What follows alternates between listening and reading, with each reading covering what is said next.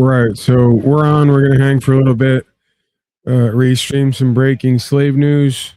At some point, we got a new song for you guys, and yeah, I'm running late here as far as setting goes, and then doing what I got to do here. So, which isn't really much of anything at this point. I'm cooking. I'm making food, and yeah, rather than push this back or whatever else, or just wait for tomorrow. I figure we'll go on for a little bit, see where it goes. We got a bunch of stuff up there too if I decide to get to it, but we'll slow roll it. I don't have information as to how long he was in this country. He was this murder occurred in a community of immigrants. Some were documented, some at this time were not documented. That included this defendant as well as the victim. Did he live there in the community? Yes, this was a residence that up until that night, the two of them had shared. Yeah. You said it was a community of immigrants. Can you be more specific? This community in Telford, folks in the community were Spanish speaking. Some came from one country or another. In this case, the victim was originally from Guatemala. This defendant was from Honduras. Did he have a job here?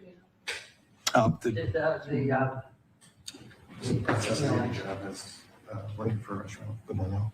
Yeah. At the time of the offense, he was unemployed, as far as we know.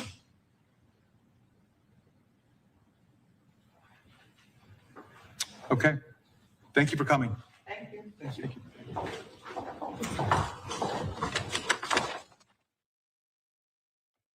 Officials in Bucks County, Pennsylvania, announcing the arrest of a man after his girlfriend was found dead in their apartment, saying they arrested him in Honduras. We are going to step away for a 2-minute break. We'll be right back.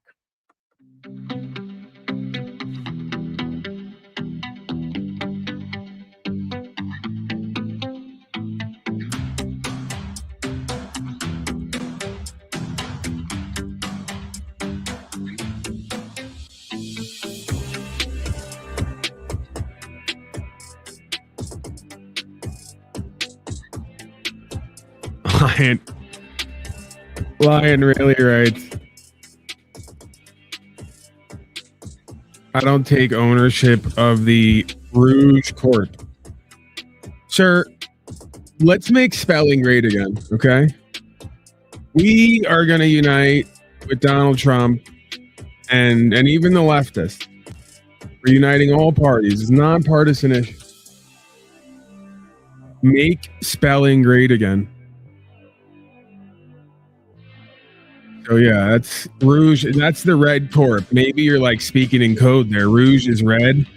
So maybe you're giving us a hidden signal, but I think you meant rogue. It's ROGUE. Yeah, I mean, there's the slave news is kind of boring tonight, honestly. I just came on because I had to love you people and keep you safe. You know, something really bad might happen. So you needed me, you just didn't know it.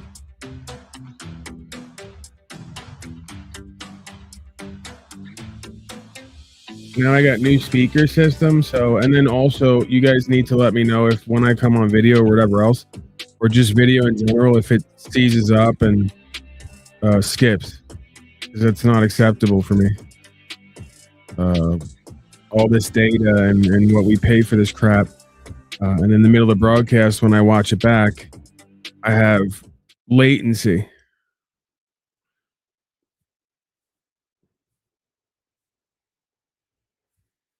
Live now, Fox News back. Are we back? We're not back. What's happening?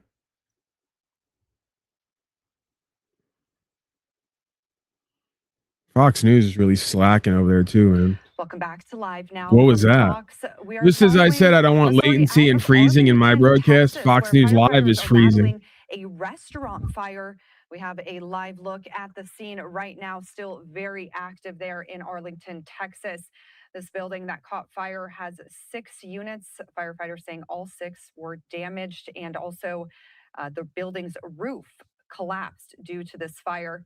And you can see still a lot of fire crews on scene there. Fox 4 in Dallas has more details on this restaurant fire at the top of their newscast. Here for you and all North Texas, Fox 4 News starts right now with breaking news. A large fire tore through multiple businesses, causing a roof collapse in Arlington. Hello, everybody. I'm Heather Hayes. I'm Steve Eager. It's 9 o'clock. Sky 4 was over the fire as it broke through the roof this evening. You could see the smoke from miles away. The fire was so intense, firefighters had to back out and fight it from distance and from above with hoses. Within the last several minutes, fire officials confirmed that several businesses have major fire damage and smoke damage and likely water damage, too. Fox 4's David Centenary is in Arlington tonight with more. David? Hey, Stephen, Heather, yeah, this is the type of smoke that not only chokes you up. Yeah, Steve, we got reports that this fire was so bad the firefighters had to actually leave the physical premises so Donald Trump could fight the fire in the 5th and 6th dimension. Back to you. Businesses out here. We know 3 of them have significant fire damage. The other 3 have smoke damage. We'll show you some images that I know Sky 4 captured earlier from the air, just showing how many flames were out here, how just the magnitude of the flames that were out here. So keep in mind, more than 80 firefighters responded to this call on one of the hottest days of the year. We still don't know what caused the fire, but in talking with the fire department just a little bit ago, they were saying that it started inside Beirut Grill, which is a restaurant that thankfully was closed today. It's closed on Monday, so no one was there. When firefighters arrived, they say they saw flames coming from the roof of the restaurant. They're not ready to say that it started there, but they're at least going to be looking into it. It's too early because they can't get inside of this building right now with it just still on fire and all this smoke. So they saw the flames coming from that roof area. They were inside trying to battle it, and then after about 30 minutes of battling it, they had to retreat. It was getting unsafe, and we know that roof ended up collapsing, the roof collapsing over at least 2 of the units inside of this building that, again, has 6 units here in Arlington. So, again, we're still working to find out exactly what caused this fire. I was talking with a couple of business owners who were out here. The Beirut Grill owner, we have not seen him or her yet, haven't had an opportunity to speak with them, but we spoke to the owner of one restaurant named Smash Toast and then a bookstore called Folklore Grove Bookstore. They opened their businesses about this time last year. It was last September, so not even being open for a year. And they said that they were in the process of planning their 1-year anniversary of having these businesses opened. They were connected together where you go through the restaurant and then it's sort of a speakeasy where you find out that there's a bookstore in the back. And they were coming out here today. They saw the flames and they know that right now their businesses are most likely at a total loss. A year ago, we were renovating and building it up, and a year later, and we're watching it burn down. So. Yeah. Literally, like a year ago today, we were inside sweating with the AC off, painting walls, building stages, doing all the different things. You know, it was both of our first retail ventures. We should go back to certain points in history. It's another hour broadcast we could do where we could go over all the times in history that simultaneously something happened, it seemed. We can also get into some correlative history. Not causal, correlative, potentially. I'll leave the room for error. Should go back in times in history where it seemed like certain other things were going on, and then all of a sudden, like, whole nations start burning down, like whole counties, cities, you know, and then, you know, like, oh, wildfire, oh, this, oh, that, right? Is it possible maybe something else is going on here? That's just all I'm asking. That's all I'm ever asking, really. The cause of the fire, like I keep saying, He finds it weird that everything's burning down all at the same time. And interestingly enough, there seems to be a correlation when you overlay the superhighway, NAFTA, NDAA, all the rest of it, plans that have been circulating for the last 2 decades. Maybe anything possibly may be going on with that. And they'll say, Paul, you're a conspiratard theorist. The only problem with that is I was living on Ruidoso, New Mexico, a year and a half, 2 years ago, however long it is at this point, when they fucking burned everything down and brought the military and feds in and told everyone they had to leave. And guess what? The slaves all complied. I was out of town at that point. We drove back. So interestingly enough, while all the slaves left the town because they were told to leave by the military and all these feds, I came home to go back into town because you know me, once you tell me what I can't do, that's the first thing I'm gonna do. Okay. Went through the line. After they told me to turn around, I said, no, I'm not turning around. I got dogs in this car and I'm going back home and you all can't tell me where to go and where not to go. I'm taking the liability for anything that happens to me. And we drove right through the line, the what do you call it? Stop line where they had, everybody lined up, had it cordoned off. And wouldn't you know it, in the middle of everything burning down and them telling to evacuate everybody, they're sitting right there digging up the sides of the roads, putting down 6G cable, fiber optics. And wouldn't you know it, that town didn't have 5G when I got there. That's one of the reasons I went there. And, that darn internet they had there just happened to burn up. So they had to bring in 5G and what I presumed to be 6G. It's the weirdest thing ever. Even though I was sitting right there looking at the tower, nothing was wrong with those towers. Those towers are made of metal. They didn't burn up. Nothing around them, nothing a part of them burned up, right? But somehow, some way, all the 4G and whatever internet that was there got damaged in the fire. So they had to bring in 5G and what I presume is 6G. They admitted to 5G. What I presume is 6G. And they had to dig up all the sides in front of everybody's houses to put down the fucking fiber optic wire. And they just happened to time that right as everything was burning down. It's almost like, well, it's not almost like, they tell us never let a good crisis go to waste. So then one starts to wonder, well, if they're not letting these crises go to waste and they're trying to get done other stuff while those things are happening or right after, is it possible maybe they're doing it? I know that sounds silly and crazy. Still unknown at this time. Firefighters can't get inside, obviously, right now. And why would they possibly vaccinate everyone 15 times with something that's not safe? Why would they possibly light fires and then bring in 6G and then oh, my mic's on. Sorry, I was thinking out loud. At least tomorrow morning before investigators can get in there and really start going through what led to all of this. As I mentioned, more than 80 firefighters were out here on one of the hottest days of the year. I spoke to one woman who lives down the street. She was just driving home, saw all these flames, and she came by here with her son really just to give thanks to the firefighters who are out here doing their job. So I was on my way home from work and saw the smoke up in the sky, and we drove by. I used to work at the restaurant right behind it and just live right across the street. So we drove by and saw how bad it was, and my son has a huge love and respect for first responders, and so we wanted to come and make sure everybody was okay and tell everybody thank you for saving people's lives. These businesses are near the intersection of South Bowen Road and West Abram Street here in Arlington. The best news out of all this is that no one is injured. There were no rescues that had to go on, so most of these businesses were actually closed today, or at least had already closed because they were just open in the morning. So we just got an update about 20 minutes ago from the fire department. We might get some more information here in a little bit. Actually, someone from the department just talked to me about 5 minutes ago and said he's going to take us around to the back end to try to get more clear view of the damage. So we might have more from that angle later on in the show. Steve, Heather. All right, David, we'll look forward to talking to you again and go get some more information. We'll see you soon. Well, the auditors, a good majority of them are too stupid to look into a lot of this stuff. They don't even really know legal versus lawful. They don't know legalities or law.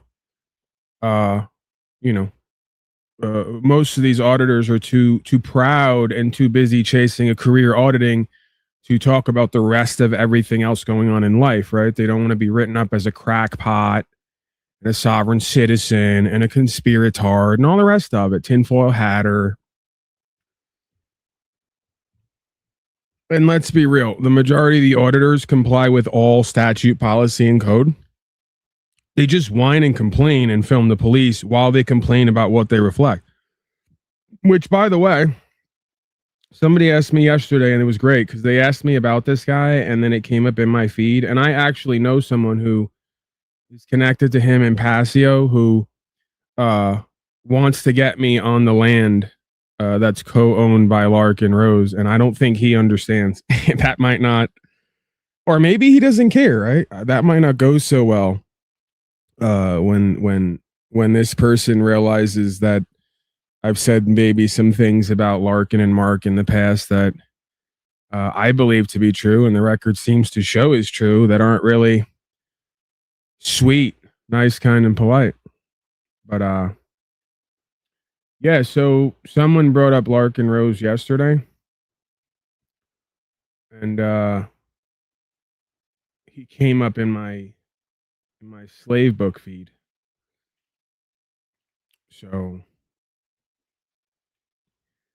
and there was two things here that I actually saw, because I went to his page and I pulled it up. So number one here is, right,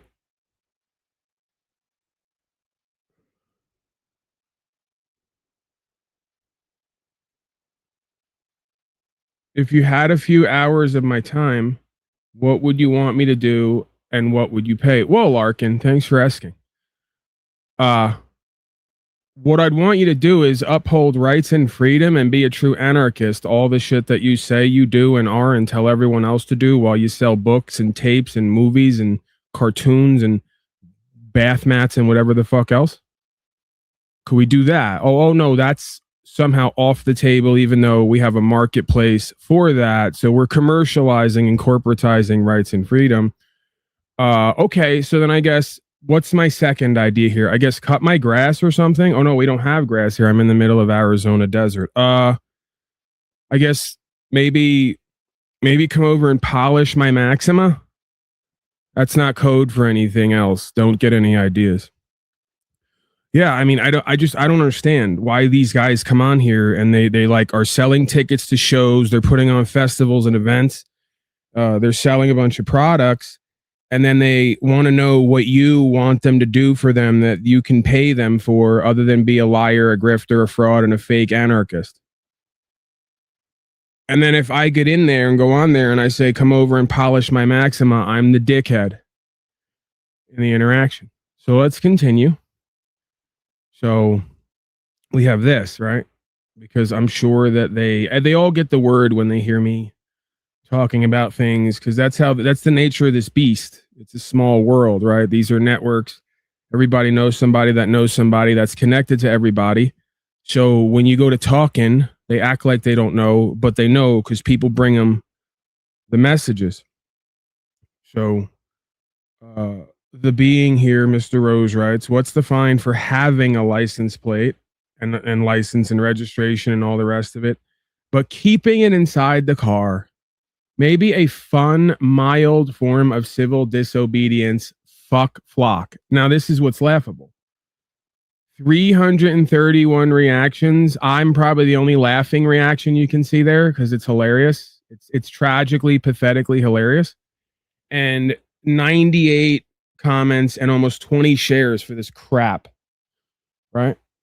So it's not about what I think about Larkin Rose, Mark Passio, Chile Maria de Castro, and all the rest. It's about what you all think and do, and everyone else thinks and does. They think, again, the supposed minority in anarchy and freedom and rights thinks this is a great post and like hearts it and loves it and shares it. And I have to laugh at it, because you want to get all the contracts, and this is the sovereign citizen thing, right? You're doing it. They say it's me, but it's actually you and a whole bunch of others who don't know it. You want to get license, registration, insurance plates, and all the contracts, and beg to get rights back in the form of privileges and pay, and then be a belligerent child, right? You don't want to be a man and civilly disobey and stand for something and deal with the consequences. You want to be a child who has it all but pretends and puts it in the car, so you can take up their time and make a statement. What? That you're a bitch-ass, fake-ass motherfucker who's lukewarm and wants credit for anarchy and to run a business off of it without living it? We found one again. Every time we turn around, we got another one in our face. But again, this is who the majority of the minority eats it up and says these are legends and heroes. And they buy their books and their welcome mats and their dishwashing gloves and back scratchers and all the rest of this crap. But don't ask them, right, when he makes the post, what would you guys like to see me do and pay me for? Don't tell him rights, freedom, principles, spiritual faith, and anarchy. That's not an option, even though they're running a business off of it. And they wonder why their culture and society is what it is, because you all reflect who and what they are, and they reflect you. Grifting, lying, cowardly, deceptive corporatists who don't stand for a fucking thing and don't serve God and the truth. Yep, that's your government, and that's you. And here's Sade to remind you of that. That is you. Right. That is you every single time. Stop bitching, stop whining, complaining, polish my Maxima, bitch ass motherfucker, and get back to cutting grass and pay 40% of what you get from that to the state and to the corporation and call yourself a fucking anarchist and sell tickets to anarchy events. You wonder why I won't go get paid to speak at them. I wouldn't dare. I have some level of self-respect or respect for the truth. Someone asked me yesterday, they brought up yesterday, Paul, you've talked about, they tried to use it as a gotcha. Paul, you talk about how you have low self-worth and self-esteem. Yeah, I might for me. I don't for truth, life, and way. And they say if you want to hire your esteem, you got to do esteemable things and be an esteemable person. That means not lying, cheating, stealing, grifting, and using the audience. Even if they're so duped out and deluded, they want to be used because they don't know any better. You have some honor, faith, good faith, self-respect, integrity. Imagine fucking that. Make slaves great again, right? That's how it happens. You guys are the antithesis of that, and then act like this is all going to change while you continue to reflect the problem and not reflect the solution because you're moved by the spirit of fear, not by good faith and honorability. Okay? Every single time. So again, they come here because they like to see me break this shit all down and expose these cowards for who and what they are. I don't expose them. I just talk about what they expose by what they do and don't do, say and don't say. But again, does it matter what I think about them, or does it matter what it is and how we're all received on the whole, right? Because of who we are, or what we stand for, or what we do and the way we do it. That'll tell you a lot about why things are the way they are and where they're at. Should I, let me give you this one, because again, and I'm not complaining or victim, and I'm just telling you this is how life works and the dynamics of clout. So I had a dude send me a video of him standing up at a place, giving a speech, talking about his experience that he was inspired to do by what I actually do. Did he stand up in front of everybody while giving the speech and bring up Paulie Boy, the guy who inspired him and gave him the game on how to travel freely and do it 3 times and get the cops to let him go? And when he was charged, get dismissals? No, he didn't bring up Paulie Boy. Who did he mention? Who did he mention? Mark Passio. Mark Passio doesn't do what I do. Mark Passio talks anarchy. He doesn't live it. Mark Passio's a dyed-in-the-wool corporatist slave. So I got motherfuckers who I live with.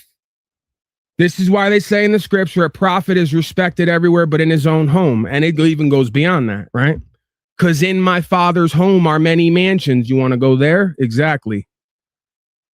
I got folks I live with, walk with, work with, inspire, show the game, live the game till they run with the game. And when it comes time for them to hit the stage and replicate, who the fuck are they bigging up? A guy who doesn't do any of it. Who did they forget about and leave out? Old Paulie Boy. For some strange reason, it's called the dynamics of clout, is what I'm calling it. And you know what? I know that's how I know, and I'm just giving this to you to show you what the walk could be like sometime and how it could be challenging. But also we got to remember, this is exactly the way it's supposed to be. See, they tell the stories in scripture about Jesus having friends like Peter and the rest who went in public, deny him and his good works, but big up other bitch ass motherfuckers who don't live in the way, right?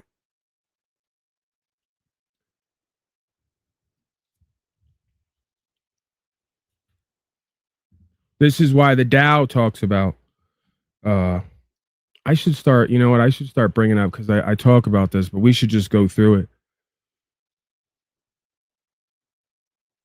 The Tao talks about the man who walks in the way becomes a reflection of the way and a unconscious or conscious inspiration for all those around him who want to walk in the way. As they walk in the way and become more of what they're meant to be, they will declare that they did it all themselves. That is the way to the way, right? And that's exactly what you have going on here. So I have to remind myself, Paulie boy, it's not really about pride and ego and credit. You're disappointed in your flesh because it would be nice if people recognize the truth in all ways, in every venue. And that we could be bonded and connected in that, and that people could understand that sometime they got to put a motherfucker on their back like I put you on my back. I'm human too. I have my failings too. I'm censored and shadow banned too. Why would you put somebody who's been pushed in the algorithm who don't live it on your back when you're living what I showed you and walked with you with, and you don't put me on your back knowing what the system is doing with me and to me? I don't care if it's metaversal. And that's exactly the fucking point around here. And when I say around here, I just mean in this realm in general, right? When you went to go send a video of you doing the shit and living the shit and talking to other people and quote unquote teaching them, did you send the video to Mark Passio or did you send it to me? Exactly. So I'm confused. Does Mark Passio know you? Will he talk to you? Will he interact with you? No, because you're just another guy on the internet. How do I know? Because people next to him showed him who I was and told him to have a conversation with me because they thought it would be great, and he acted like he didn't know nothing. Like a lot of them do. Because you know why? Because they all seen me when I first came into this and went viral with 1 million views, put everybody on the chopping block with the truth, and quote unquote bully everybody. All the guys who said they were going to beat everybody up, talked about being outlaws and anarchists, talk about packing guns and being wrestlers and all the rest of this garbage. Paulie boy bullied them on the internet. So there went his entree into interacting with these folks and being in the conversation and co-creating content. As if I'm able to give a fuck, right? When the truth is the greatest leveler of all this garbage and everybody's games and nonsense. Cause and effect.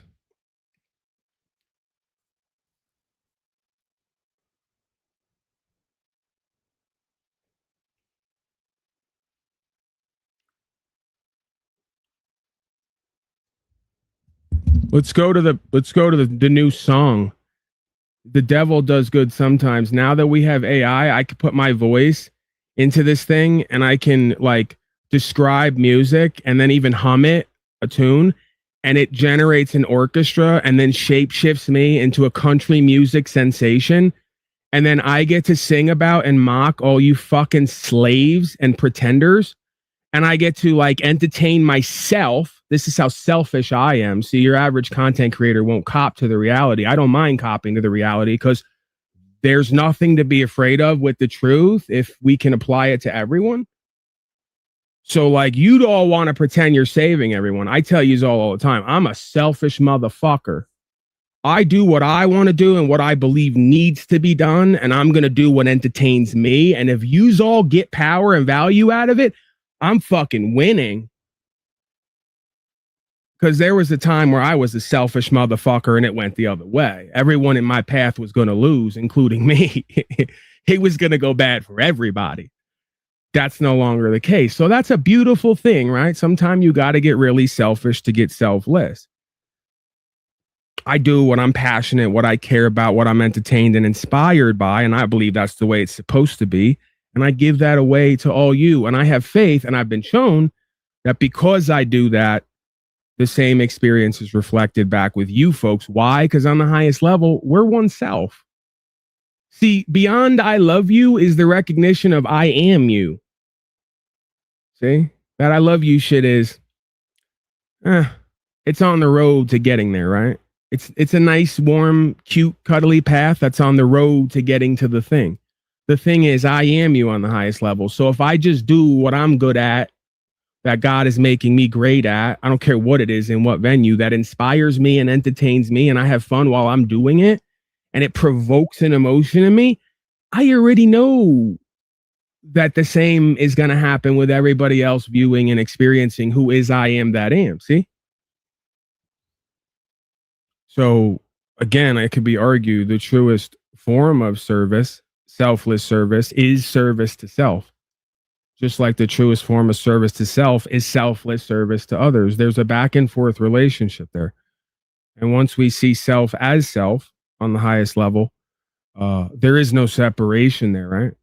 That's why when some folks said, Paulie only cares about his rights and freedom, that's not possible. If I stand for my rights and freedom, I stood for everybody else's. Because there is no separation between us. You might want to go remind the godly motherfuckers who call themselves life coaches about division versus unification. One is of the devil, one is of God. And God of all media, of course, tongue in cheek. Trigger, trigger, warning, warning. There is no separation viewing from the paradigm of the holistic and the all. If there is separation and division, you are not viewing from the godlike lens. That's all we find out and come to know, whether you realize it or not. Let's get to our new song, Look Away, Coward. It's inspired by I Wish I Was in Dixie, right? Remember, look away, look away. By the way, I found another right that I don't have because of the corporatist fascistic society and culture. I paid to get a program where I can upload music and remix it and sample it. But everything I upload to remix and sample, the program kicks back automatically and says, you're not licensed. You don't have copyright. This is copyrighted and licensed, and I keep trying to fight with it, tell it I'm sampling and remixing. I'm legal here. I'm legal and lawful. Stop it. But it won't listen. Why? Because everything's about legalism and corporatism at this point on the land and inside the damn computer, right? Because one reflects the other reflects the one, because it starts in the mind of all these males and females. So now I got to be on everything I go to do. I got to be on phones and email, writing everybody, telling them, can you stop pushing fascism and corporatism on me? I wanted to make 3 songs today, and I only wound up with 1 because I had to spend an hour and a half on each one trying to hack the system and re-record and speed it up and put breaks to get the fucking sample for legalism and copyright corporatism. Absolute nonsense. But again, we always alchemize, because all it wound up doing is making me completely redo the song, taking a piece of energy and inspiration and redoing the whole thing in a similar but almost completely different, melody and arrangement. So whatever, you forced me to get more creative and work harder, not necessarily a negative thing, but it is. It's beyond embarrassing at this point, the land of the free and the brave. I can't do anything. You can't go fishing, surfing, hiking. You can't make a song with a sample. You can't do anything, pack a gun, move your car without license, registration, copyright, insurance, numbers, and big corporate interactions. And they keep telling me, what's the problem, Paulie boy? I don't see an issue, right? And I'm just naming a few of them. So let's get to it. This is going to be a Wish I Was in Dixie inspired, and of course AI enhanced, Paul Unslaved as, who am I in this, by the way? I'm a different shape-shifting character each time, depending on who did the actual song. I'm an iteration of them.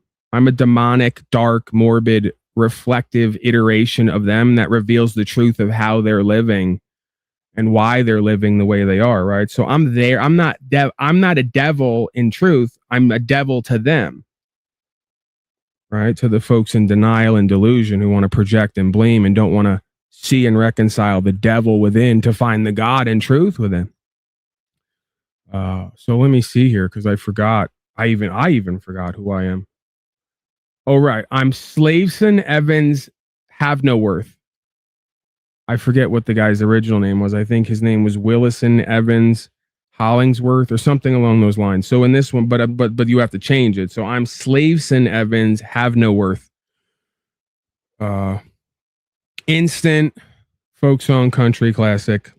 Look Away, Coward.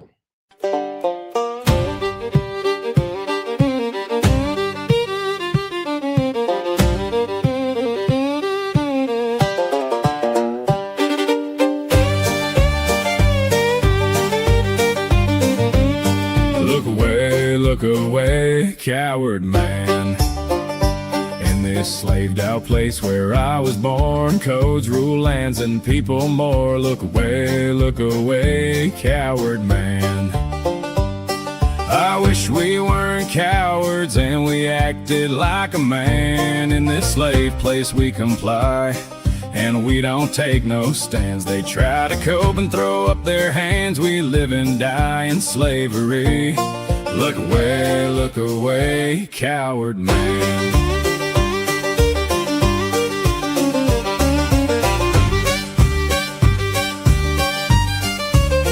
Oh, Mr. Fauci was a willing liar while Billy was out there starting fires. Look away, coward man. You complied with lies from all around. There went rights, the whole thing fouled. Look away, coward man.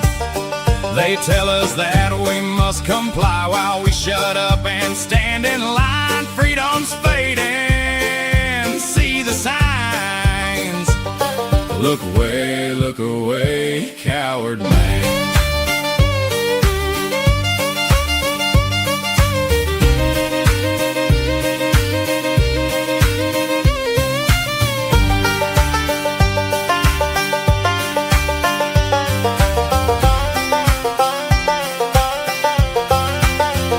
Screens glow bright, a digital cage. We scroll through fear on every page. Look away, coward man.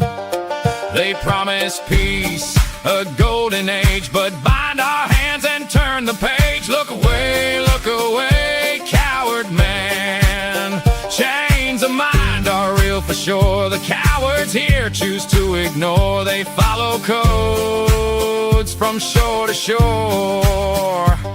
Look away, coward man.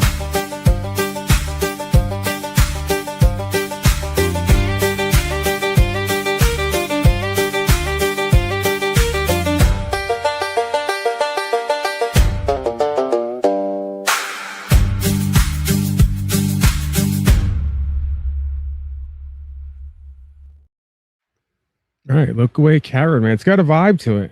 It's got a vibe. I may have to be Paul rebranded, you know? We have to get away from the gangster hip hop rights, freedom, principles, spiritual faith, and go full on Murca, country music style. And of course, we have Flea Brownwood. We may play that one at some point because that's still fairly new. Played it a few times here, but instant classic, I'll say. Right. Okay, so we did the Larkin Rose because they asked me yesterday, and then it came up in my algorithm, so why the hell not? Again, he's saying it and doing it. I'm not saying and doing anything. I'm just commenting on what's being said and done and not done. We had a person in my Facebook feed I wanted to comment on because I find, again, psychology, subpsychology, reflection, holographic beingness fascinating. So I won't name this person, and understand this too. If you interact with me and you put things out publicly, I reserve the right to comment on it and use it as broadcast material. So, this person made me laugh, like unknowingly and unintentionally, and revealed a condition that I guess we all engage in unless we are conscious and reflective, right? And like, I guess, use insight. So the person writes, I have so much unconditional love, in quotes, within me and absolutely no one to share it with. I'm done with this realm and people. Sir, you just literally in one sentence undid the first part of the sentence, or in two sentences, you undid the first sentence. If you have so much unconditional love within you, then it's unconditional love. That means no conditions can affect your love, right? So you're lying. See, not only do you not see, now he went from expressing like he's been wronged to realizing in one moment with daddies around that he now has 3 problems he needs to work on. He's not a victim. He has 3 problems he needs to work on in order to correct the problem he's complaining about. That fact that he's unlovable. Sir, the reason you're unlovable is because you don't have so much unconditional love in you, and you're a liar because you said you had so much unconditional love in you, and the moment the conditions you wanted weren't met, you acted like a baby who wanted to play the victim. And then go into, I'm so done with this realm and these people. Who wants to deal with you, with what you just did right there in one sentence?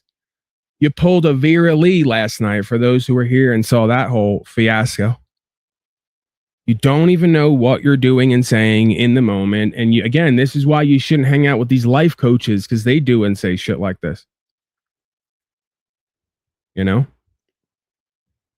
Again, it doesn't get any more comedically, ironically revealing of who and what we all are, what we're doing and not doing all day, every day.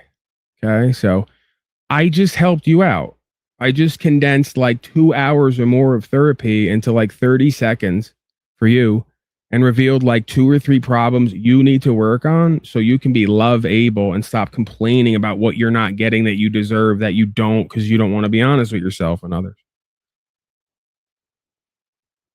Everybody in their own story, in their own book, is the greatest, bestest, most loving, warmest, unconditional, blah, blah, blah person. You're full of shit is really what it is. And I can help you out whenever you're willing and able to confront these things, right? I'm your best friend in that case. I'm also your devil.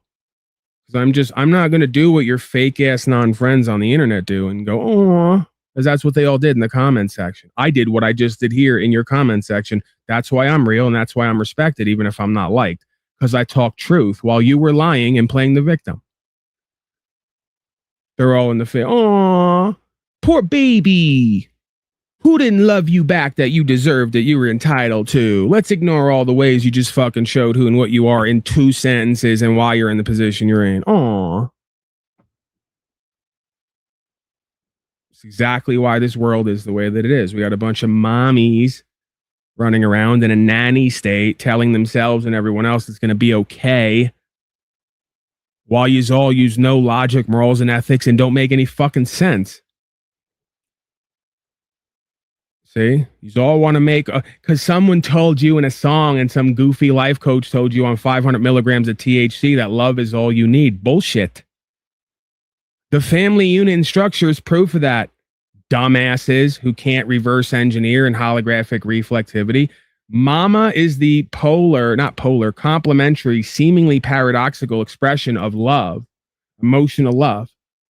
Dad is the complementary expression of logic and morals, or structure, right? In the world action space. There's metaphysical space of love and care, and then there's action space, which is masculine. Okay? Feminine and masculine are complementary and co-creative. They work together. They're not at odds. Stop demeaning and devaluing my presentment and my energy because you want to remake the whole world in a devouring mama Luciferian Jezebel spirit image. Your unconditional / emotional love has to be tempered by logic, morals, and ethics. If not, you get the world that you see around you. Bunch of weak ass, cowardly, stupid slaves who all got participation trophies, so they all believe in their fragile ego that they're equitable or equal or worthy or valuable. You're not. You're a liar. You're in denial. You're in delusion. You're weak and cowardly, because only someone weak and cowardly refuses to face themselves and the truth regularly, with regularity. That's part of the aspects of the delusion and the denial, right? So again, stop hanging around with a bunch of toxically positive people who are gaslighting you that you don't need logic, morals, and ethics and action in this life in order to be prosperous, successful, and happy. You do. And that's why the people giving you this message, beyond their passive, aggressive, covert narcissism, are not happy and fulfilled. They're not co-creative. They're not honorable, good faith. They're not respected. And more importantly, they can't be reasonable. They're not rational and reasonable. They don't make sense. That's what I call stupid. just to keep it simple, right? That's exactly why you live in a nanny state, because that dynamic has ensconced everyone. A whole race of beings living by mommy's emotional love with no masculine component. When the masculine component shows up, they say, "Shut up, bully, narcissist."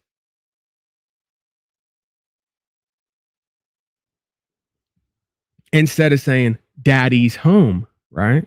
It's "shut up, bully, and narcissist," like every other goofy broad on Facebook. Every guy she's ever dated is a narcissist. Maybe it's you. Maybe, ironically, in the revealing simulation, you're all you goofy bitches on Facebook. When you go to the group, one after the next, every other boyfriend with them is the narcissist. Maybe you're the covert narcissist who claims to be positive and empathic and loving, and you're actually a valueless user who's also being used on the other side, potentially, by the way. That's the other side of the dynamic. No one escapes accountability, responsibility, liability in these simulations.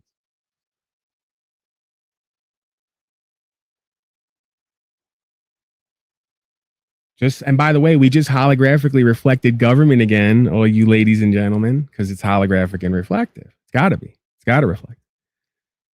The victimhood hoe that shows up to live out the same pattern and then call everyone a narcissist and blame the other person is the citizen slave. The supposed narcissist, right, who's there to use as well, because they're both there to use, shows up as the wannabe pimp, toxic masculine, right? We're now breaking down the difference between true masculine and feminine dynamics versus toxic masculine and feminine dynamics. By the way, a lot of my times on these panels have done me wonders in putting a lot of these pieces together because it shows up in mass. The wannabe master, the wannabe pimp, the wannabe hoe, both are there to use. Both blame the other person when it doesn't go right, but both are there for the exact same reason on the inverse side, on the inverse reflective side. When a man who has feminine care within them comes into the dynamic and says to the hoe and the pimp, "You're both wrong. You're both reflecting each other for the wrong reasons." What does the pimp and the hoe do all at once? Turn to the man and tell him, "Shut up and stay out of it. Mind your own business." They might be onto something. We did confirm at court that this is the realm of dual jurisdiction. Hoes and pimps are meant to hoe and pimp. Men who have a feminine care within them are meant to be men who walk with God and the truth, and therefore the life and way, right? So that makes sense. And the law applies to the man under God, and the legalistic, corporatistic, pimping and hoeing society applies to the pimp and the hoe. Makes sense all the way down the line, right? What's the reason for the pimp and hoe psychology that shows up all times everywhere? Because a whole world is pimping and hoe and they just don't know it. Well, we didn't get an actual mommy and daddy in the household, the majority of folks. You didn't get a man who chased values, morals, logic, ethics, principles, honor, and good faith, and other things above and beyond cash. And once they get the cash and the things, they don't need all these other things. Doesn't matter. You don't need it, right? In and of the world, comforts, false power. And you know who and what that attracts in?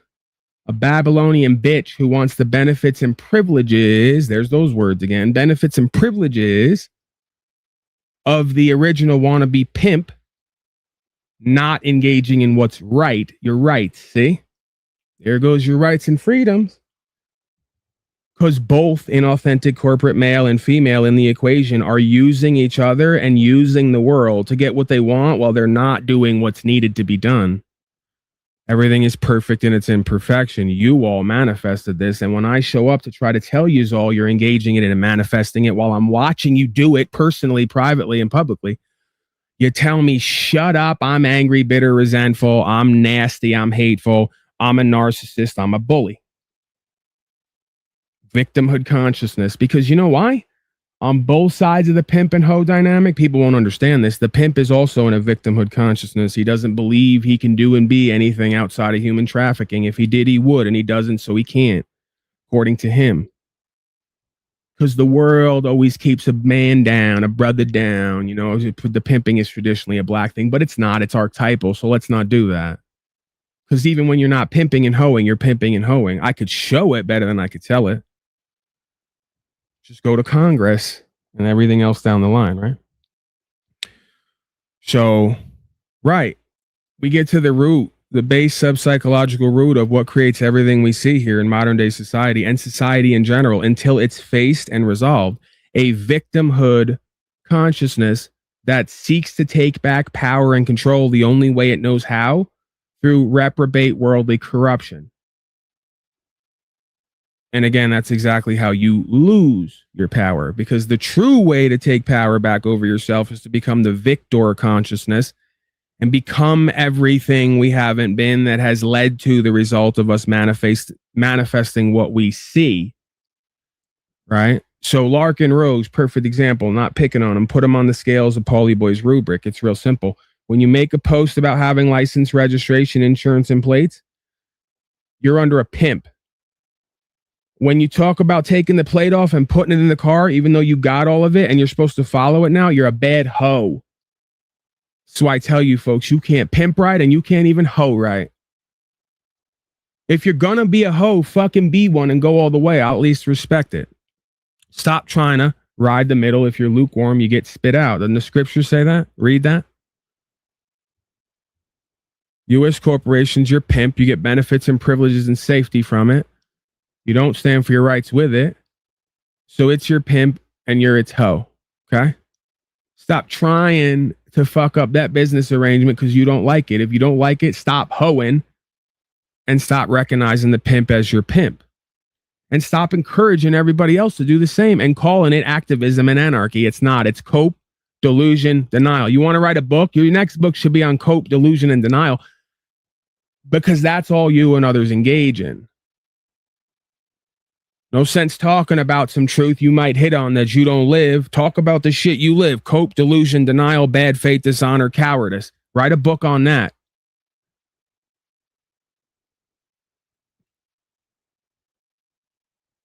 Let's get back. Most folks don't want to hear me talk about rights, freedom, principles, spiritual faith, psychological, sub-psychological dynamics, the psychology of spirituality, the spirituality within psychology, and all the rest of it. We don't need it. Doesn't matter. It's not the cause of everything we're seeing here they're all complaining about or trying to fix with false modality. No. It's not the answer to all that or the cause. No. Paulie Boy's musing and he thinks he's some metaphysician and logician and philosopher and you know, we're not quite sure what he's even saying, you know, past about the 75th percentile point of making connections there, right? Once we get to the point where 75% of other people check out because they got a 98 IQ, they can't make any connections beyond that point. It's just like we glaze over and we don't even ask ourselves, what is he talking about? What does it mean? How does it relate to us? Maybe call in, go up and ask him to show us with who we are, because that's something he does. No. Well, there's someone back there. I'm going to let this person in because everyone but this person right now who won't do that, who doesn't understand what I'm saying and could understand and potentially change their life, is a coward. Because they're worried about, they've seen me do what I do and they're worried about how it's going to look and feel to everybody watching. What's interesting is they never worry about how it's going to look and feel for everyone watching when they confirm they're an ignorant, arrogant slave coward. I'd be more worried about that than what Virally was worried about yesterday, pointing out how you're lying to yourself and everyone else and playing power games while I'm bringing true power and value to you and you scoff at it and spit on it. Yeah, I'd be like more worried about that than how it looks and sounds, because that's going to fuck you and everyone around you eternally, life after life. See how that works? You're worried about your pride and ego versus your karma and your dharma. Let's talk enlightenment, by the way, because the guy who came here yesterday wants to keep telling me on 15 different alternate accounts to transcend my ego. It doesn't get any more ironically comedic than that. A guy has 15 different identities to avoid being blocked or banned to tell me to transcend my ego. There's no shortage of content around this place. And by this place, I mean the third dimensional space. Let's go to this being. Is this? No, Charlie Kirk is dead. I don't know what it says. I believe this guy's not going to do anything, but you never know. We are Charlie Kirk. You didn't know? Oh, all right. Emerson, do I know you? Have you been around a while? Yeah, I've been on here. I've listened to you for a while. It's so true what you're saying about like appearances and shit. It's obnoxious. It's like hard to be around people that operate like that because you can see it. You can see it in their eyes. You can see it in the way that they operate. They don't care about what they're actually about. They care about what other people think they're about. I fuck with it. If I interpreted what you were saying correctly. Absolutely. They care more about how they're seen than who they actually are. And that shit only works for so long. Do you see why I come here the way I do? And DeCastro says, Paulie boy, you became a joke. He doesn't understand I willingly decided to play the clown to point out how everyone else was a clown playing a truther. See what I did there? That's funny shit. I care less about how I'm seen and received. I care more about who I am and what I actually do. I reversed the dynamic. I flipped the script. I mirrored you. And everybody who needs to get the point is getting the point, right? So, that's bad. Yeah. Yeah, genius is very rarely recognized in its own time. It takes a while for every other retard to catch up, but we'll get there. We'll get there. And there's a lot of sacrifice involved, right? Not really, because I am just a fucking sad clown at heart, some might argue, among other things. If we want to get archetypal, there's a lot there. There's a lot of aspects there. One of them is the sad clown, you know? Go ahead, Mr. We Are Charlie Kirk. What else do you have for us? I want to know what that narrative is, that We Are Charlie Kirk thing. Can we get into that? Did he pass out? Did he die? That happens. Sometimes I death coach people here. Because I am the dark, reverse, morbid reflection of your fake ass, nice, kind, polite, but evil society that shows up living and bearing a lie. I am the inverse dark reflection as your devil who shows up with the truth you don't want to face. That's why I'm your devil. That's why I'm so dark and morbid and scary and intimidating. Ooh, be afraid. I just killed this guy down there. I didn't kill him. The truth killed him. What does it say on my slave book page? I'm a fan of the man. Who is it? Kant, however you pronounce it. I had a guy call me yesterday masquerading as an intellectual. He goes, you don't do broadcasts like me. You don't know about philosophy and philosophers and all the rest of it. I go, okay, now what? Let's say I don't. Now what? What do you do? What are you about? Talk from your heart and your experience. Yeah, nothing there, right? If the truth shall kill them, let them die. I'm a fan of that quote. I believe it was Immanuel Kant. And even that is, I find that comedic, right? Immanuel can. That's the whole point, right? A slave can't or won't. It's not that they can't, they won't. Go ahead, We Are Charlie Kirk. I thought you died or passed out there. Oh, I did. I'm in a constant process of dying and regenerating. Right. As we all are. What do you think about my assassination? Right. So let me just talk on that too, because I went off and jumped out the window like I always do and just went full bore, like double barreled. And I'm going to walk it back because I don't know all the facts. I'm just telling you oftentimes what it seems to be to me because I don't have all the facts. And I bank on 8 out of 10 times every time that I'm correct with my instincts and intuition. So, dude, I'm one of those, right? Like, as much as I don't want to be that, because I know what it means as far as the rest of my life and career, right? I'm that guy. I'm the crazy conspiracy theorist who's running on emotion or intuition or instinct a lot of the time. And I just look at these people and go, I don't believe them. It's not there. I don't know why everyone else is like excited about it and like acting like this is the best thing ever. It's just, I don't get it. Right. So I'm just that guy. I'm the party pooper. I've had to embrace that position. Why? Because 8 out of 10 times or more, I've been correct. Every time my father, uncles, everyone else said, this guy's the best old school radio talk show host ever. He was a dyed in the wool collectivist, crony capitalist slave. Every time they said this was going to be the president that got us out of everything we got ourselves into, I go, I'm not feeling it. I think that this is just another dupe and rube. Once again, here we are, right? So when I get that vibe with people, places, and things, I just kind of like roll with it at this point because it's usually never wrong. And when I'm wrong, I go, okay, this is the 2 out of the 10. Those are great odds when you compare it to a slave. Slave is wrong 8 out of 10 times. Every banking scam, every war, every medical tyranny, every fucking gun code, all wrong, misinformed, cowardly, 8 out of 10 times every time, right? So when I see Charlie Kirk and listen to him, I go, suburbanite, come from money, rich ass coward, never did shit, made a name off being pushed by Tucker Carlson and other white boys. And I'm not doing racism because I'm Irish and Italian. Fucking CIA agent. Right. This is my point. When I say white boy, I'm not self-hating. I'm not white. When I show up to communities, they don't embrace me and look at me like Charlie Kirk on either side. The white suburban people say, did that guy, exactly. Did that guy come to rob our TV out the back when they used to do them Safe Flight commercials where every time the robber was white, he was never a black guy? We can get into that too. I can get racist / real and use stereotypes. I'm the guy in the Safe Flight commercial who's robbing houses who's never a black guy. It's always a white guy. Right. You do it better too. Right. And so when I show up to town, they don't go, oh my God, there's Charlie, wave the flags, play the Lee Greenwood. They say, did this guy come to bum cigarettes from us or break into our back door? Right. Literally, that's what used to happen to me. When I walked around, when my father moved to Manorville on Long Island from Patchogue, I lived at Brantwood at one point, right? I've lived a few places way below the poverty line.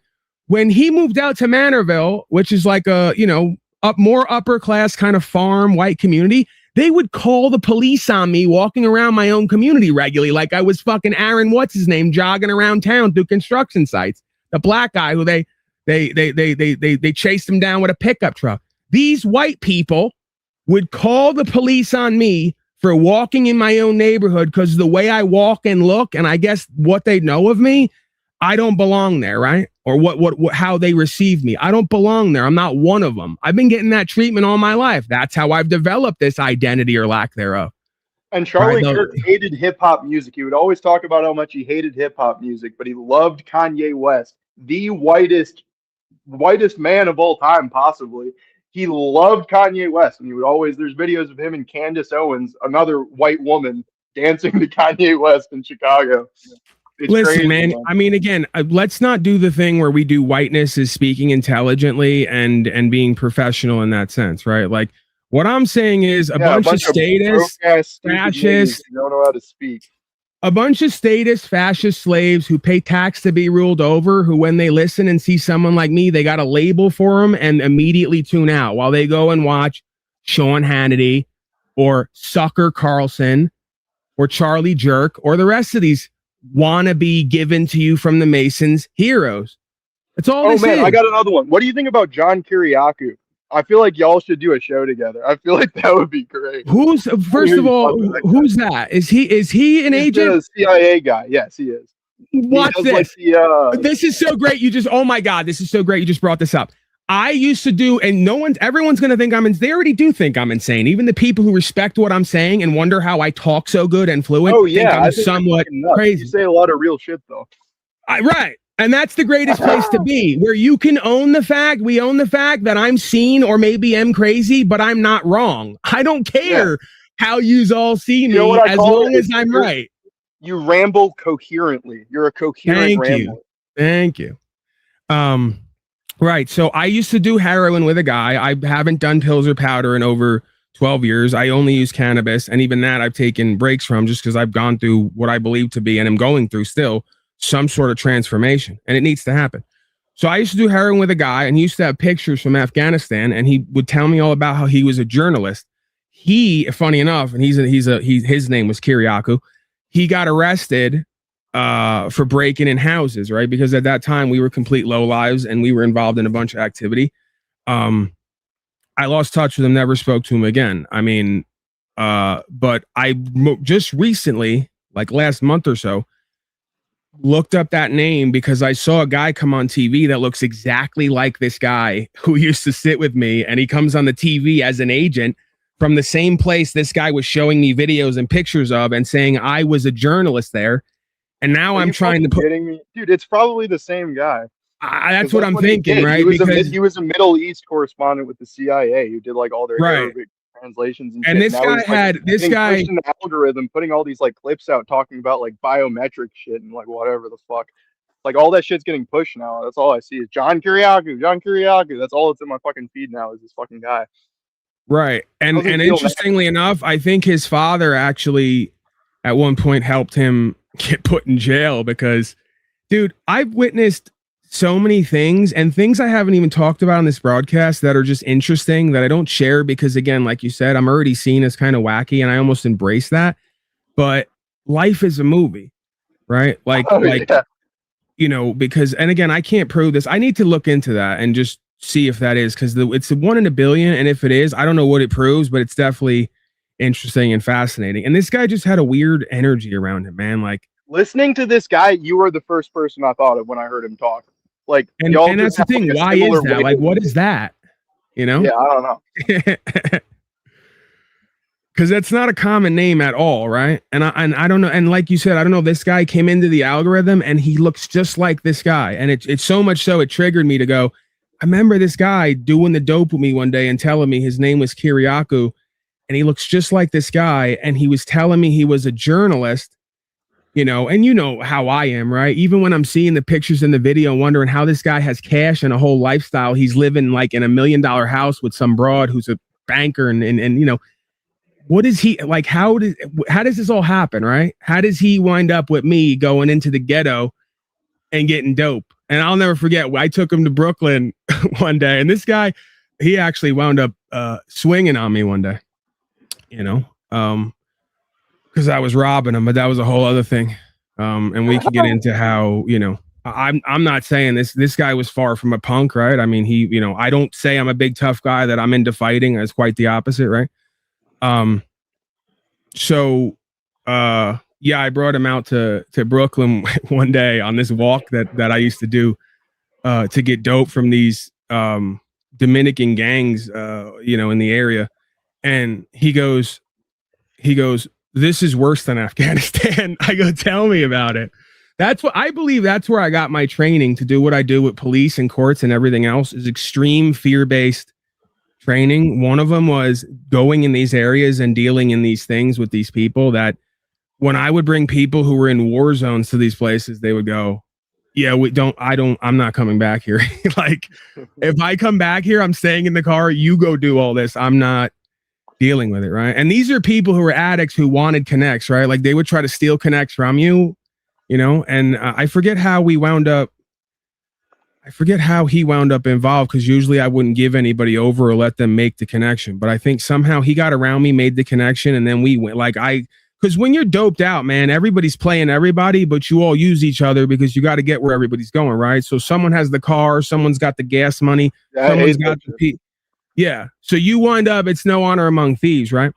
But yeah, it's you like gotta try to outsmart all these fucking people who are just high as shit on whatever the fuck. You're all trying to get over on each other, but you're all like tweak the fuck out. You know what the fuck's going on. But that's part of the training too, right? Later, you start to be able to reverse engineer and realize what a criminal mind is and then how to like redirect it or undo it. And then you can start to call it out in everybody else, right? Because as it stands right now, I wouldn't lie, cheat, or steal. You can ask people around me. I tell on myself. Not only do I not lie, cheat, and steal, I tell on myself and go out of my way to not do that, right? So you call yourself like a white hat, right? Like, but you were like a black hat. Like you were using the force for your own gain at the expense of others. I don't claim to be. Right? I don't claim to be completed or completely rehabilitated. Yeah. I'm saying there's a change of heart and mind that happens. There's a change in mind and heart that happens where you use whatever energy in you, even if it's dark energy, to direct it toward favorable outcomes for yourself and others, right? And I'm just, again, selfish to be selfless. Right, but I'm saying I don't not lie and steal because I don't not lie and steal because I can't get away with it or because I wouldn't be good at it or even summon up the energy if I try to. It's blocked off in my mind now because I've realized that doing that harms me. If I teach myself and my nervous system it's okay to lie and steal, I'll continue to do it more and more and more, and it will undo my character and therefore my power and value in myself and in my life. I won't trust me, I won't like me, and no one will trust me and like or respect me, right? So it's not it's that like the type of shit where it's like if you believe in like reincarnation, where you got to live this shit through every fucking life. Like I'm gonna be you one day doing this shit, and you're gonna be me one day. It is like you're literally just robbing from yourself, and it's just like you're gonna get away with it for a lifetime, and then shit, you're gonna get a fucking shit life. That's the external version of the revelation. It's the same idea, internal, external. That if you understand we're all one self on the highest level and on the lowest level, we're all connected. If I hurt you, I hurt me. Yeah. That's almost a quantum or metaphysical law at this point. Quantum physics or metaphysical law at this point, right? And that so shit just it's not an option anyway until you fucking learn not to do it. So like the other side of it is shit. I've seen many times, right? Because I know the difference in the walk between physical jurisdiction and metaphysical. I've been in situations where people like that guy put hands on me. I've had multiple times people put hands on me. I didn't fight them back. I either just took it or I fucking ran or whatever. And I went to the spirit with it and they came back to me apologizing and begging. And these are tough, hard ass people who came back to me apologizing and begging and trying to buy me shit or died and aren't here no more. Isn't there some stuff about that in the Bible? Like if somebody tells you to like go with them somewhere, just to like go with them willingly. I forget the exact quote. I can't remember. Yeah, there's themes. There's always themes like this because I'm not just me and you're not just you. We are this thing with recognition of it or denial of it, right? The absence of recognition of it. So once it's recognized and understood, once this thing is recognized and understood, pride and ego is recognized, or toxic ego is recognized and understood. You still need ego in a sense, right? It's just forward motion or energetic beingness. You can kind of see where the separations form. You can kind of see where the fissures start to crack apart from the divisions. Right, but life does that. Life does that because it teaches you where those fucking fissures are, where you can try to fucking fill them up, try to reform, put that shit back together. Yeah, I've been in positions where I won the fight and I didn't feel any better about myself. My pride was like, okay, you're competent, capable, you're coordinated, you could beat people up if you need to. But my spirit didn't like that and was guilty about that. So I recognize that whether I beat someone up or get beat up, it's guilt or shame. Only when I stay neutral and remove myself from the dynamic does my pride get hurt, but my spirit says, okay, that's the best course of action unless your life is in danger, right? Like self-defense. And I've watched it move on those people who thought they were going to hurt someone who was intuitively had goodness in them, who would not respond and react. They thought they were going to big time me and make me the biggest pussy in the room. I might be in a worldly sense, but watch what God does to your internal space now. Oh my God, it's so funny. I know exactly. See the game, and now I don't have to be liable. I don't have to be liable. Daddy's gonna whoop your ass all day, every day, and I'm gonna watch the results. I don't have to be liable and be guilty and shameful. That was something that I had to learn, that I had to let God take care of this shit and not fucking take it into my own hands. Because when you take it into your own hands, then it's on you. Right, and then you got to deal with multiple consequences: mental, emotional, physical, legal, all the rest of it. Right? Yeah, it's no good. You just gotta let that fucking shit play out. That shit will take care of itself. It's awesome. It's beautiful. That's the same idea as governance. That's the same idea as governance, right? We're not here to be beaten down by it. We're not here to try to overtake it. We're here to just step out of it and not engage with it, right? Not comply and not become it. Exit and build. That's it. All right, I gotta go. I gotta go get a rabies shot tomorrow morning. I gotta be up early. Thank you, though, Paul. God bless. Thank you, sir. I don't know. Did I hear him say he had to get a rabies shot? Slaves out here get all types of shots just for fun, man.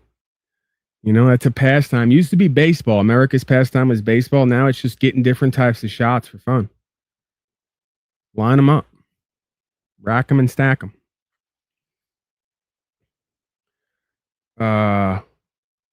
Right, let me go over my chat creatures here. I've been very rude to them. I have them here as guests, and then I serve them in a way, but I don't pay them much mind and attention. I don't circle back and say, how is everything? Are we getting along okay over here? Do we need anything? Which, by the way, I might want to practice that and get used to that. I may have to go back to that, even though I've never done that specifically as a job. I don't think I have worked in the restaurant food industry, but I've never done the whole table side service. This broadcast has equipped me for that if I ever need to do that. All right, let's practice right now. Hi, welcome to Olive Garden. Can I start you off with anything? Maybe a never-ending breadstick? Salad bowl? Soup? I'll be back with some waters. You guys talk it over, think about it. And scene. Are we good? Did you feel at home there, or did you feel like Olive Garden was a warm and inviting experience? Did it seem like I belong there? That I could mix in?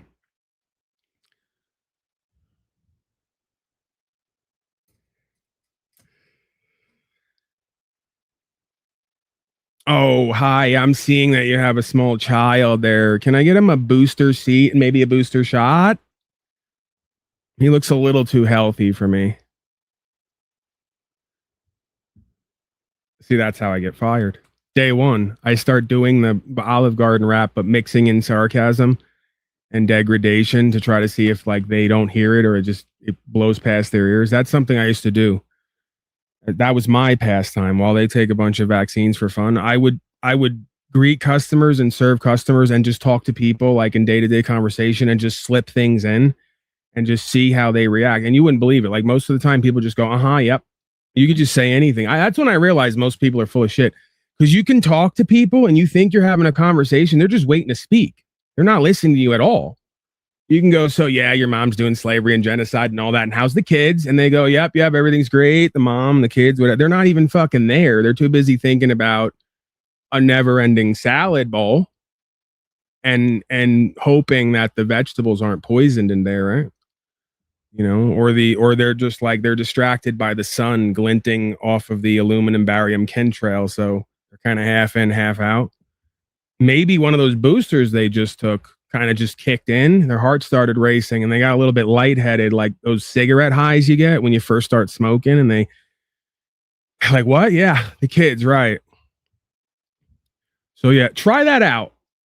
If you're like me and you don't care about how the townspeople see you and you don't mind becoming the local Shrek-like creature, maybe you already are that. No one will even come up to you to have a conversation anyway.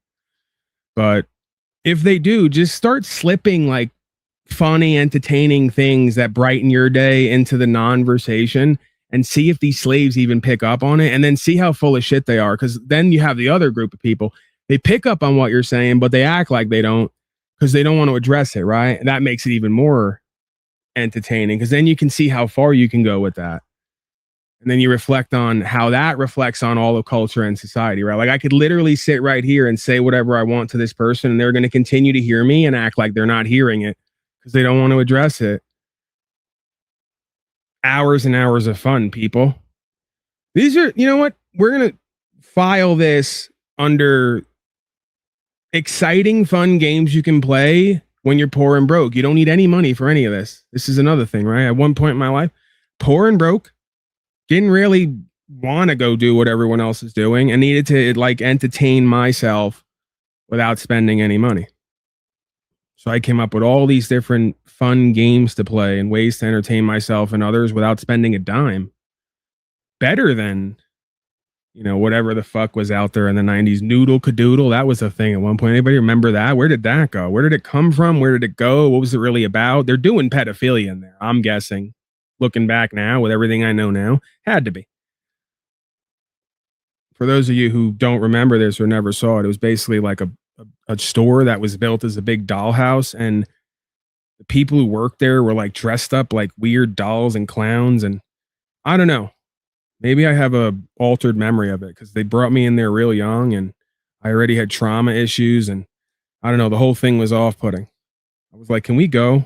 That's when they first realized I might not be normal. When we started bringing me to places every other kid wanted to go, and I would be like, I don't know why we're here. Can we leave? Can we go? I don't want to be here. Yeah, we got to get this kid on some fucking pharmaceuticals immediately. Get him to calm down and really just kind of accept everything and have fun even, you know? you know, like the first time I asked my father, do you think maybe there's a problem there that 3 buildings collapsed from 2 planes hitting them and it seems like they're lying? And then he's like, well, let's go to Build-A-Bear, you know? And I go, this is some kind of weird nightmare. This whole life is some kind of weird nightmare. I'm trying to be built up from my father as a son, as a man, and he's not doing that. He wants to go to Build-A-Bear. Pay $49.99 to, I guess, build a fucking teddy bear in front of us, which I don't know why that's a thing. Like, who, you know, why don't we do that with everything else? Like, hey, we're going to go to the special store. We're not just going to get ice cream. We're going to get special ice cream where we watch you freeze water, chop it up, combine it with milk, stir it up, and then make ice cream. No one does that. I always wonder, sometimes I wonder about weird things. I sit around and I go, who makes these things up? How do they come to these ideas? And why aren't these ideas applied anywhere else, right? And then I wonder, is there a market for that for me to slip into? Like build a vaccine chamber where it's a little store in the mall, like low overhead to start.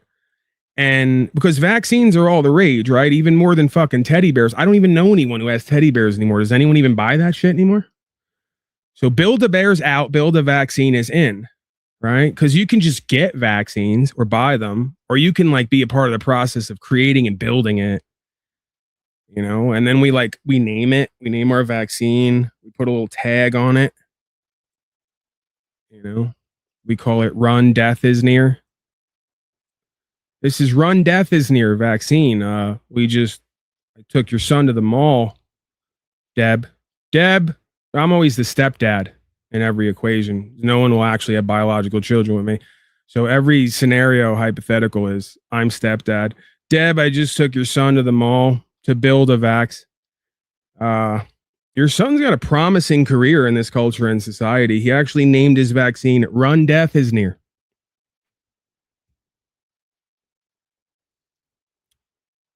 Let's move on. I just realized I'm thinking out loud again. I'm here musing and entertaining myself. And I just looked over and I noticed the audience was absolutely shocked and appalled. What are you?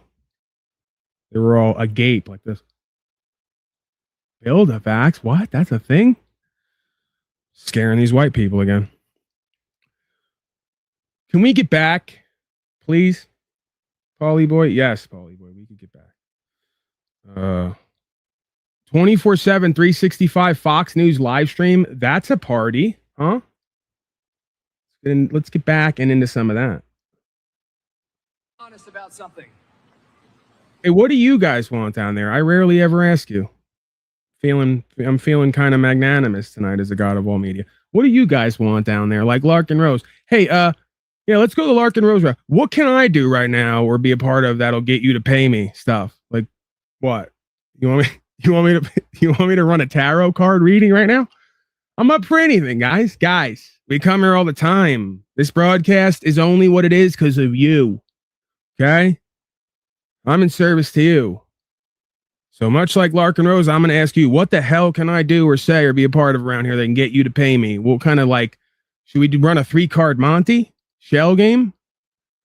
Should I open a craps table right now live on the air? We can do that. We can do anything we want right here. Sky's the limit. Oh, I know what's in the live feed that gets 5,000 live viewers no matter who does it. Thousands of likes and shares. While I barely exist here at this point, some might say. They now have a new thing with the soccer going. I didn't know soccer was going on. Slaves are deeply involved. And they have a blue ball and a red ball. This is the whole stream. Just 12 hours of this. The person keeps picking up the blue ball and the red ball, dropping it in the sink, and whatever goes in the drain it's red or blue. And then they go, okay, red, this one. Okay, blue, this one. Red, this one.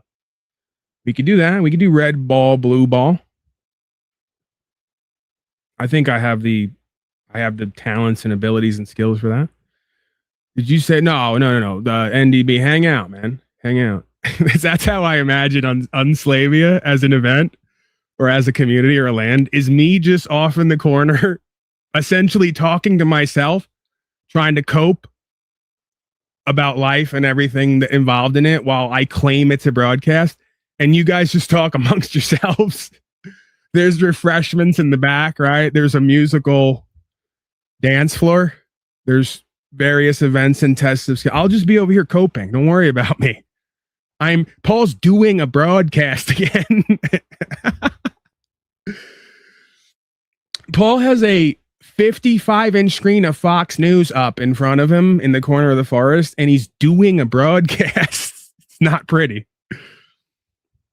I think he just headbutted the screen. What part of the broadcast is that? Well, that's the part you get live. You get here. I headbutt the camera sometimes. It's just I turn it off before I headbutt it. You never see that.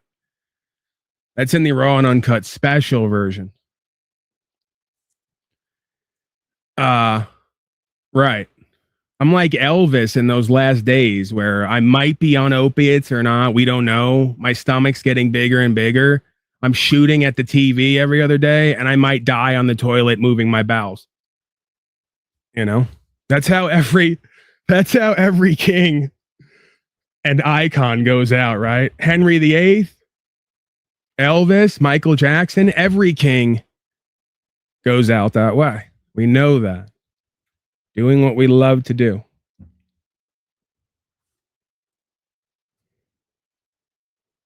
I could argue I'm already more successful than Michael Jackson and Elvis. They both wanted to do what I do, but they had to keep singing and dancing to bring in the shackles like a slave.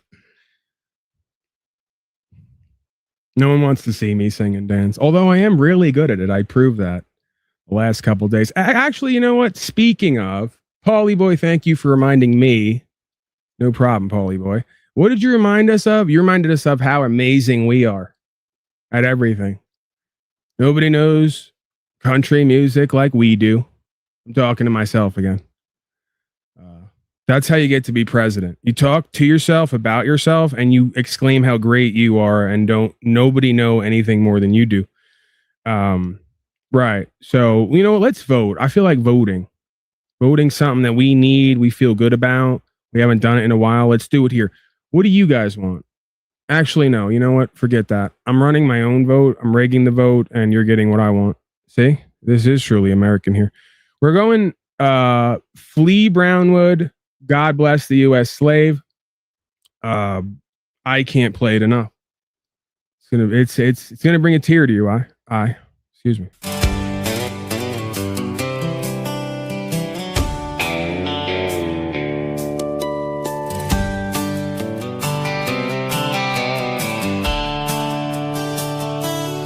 If tomorrow all the things were gone, I worked for all my life, and I choose a greater depression with just my children and my wife.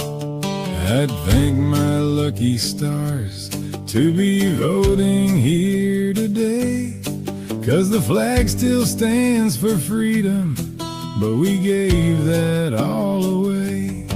And I'm proud to be an Epstein slave, where I'm slaved out and not free. And I won't forget the men who slaved, who gave up rights like me. And I gladly sit down next to you and comply like slaves today, 'cause there ain't no doubt I love my chains. God bless the U.S. slave.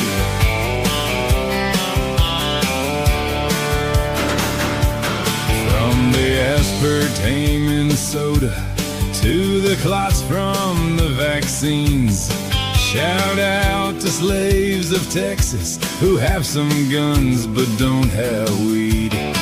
From Detroit down to Houston and New York to LA, well, there's pride in every slaved out heart, and it's time we stand and say that I'm proud to be slave, and you know I pay the fee. And I won't forget the men who slaved, who gave up rights like me. And I gladly sit down next to you and comply with codes today, 'cause there ain't no doubt I love my chains. Love my chains. God bless the U.S. slave.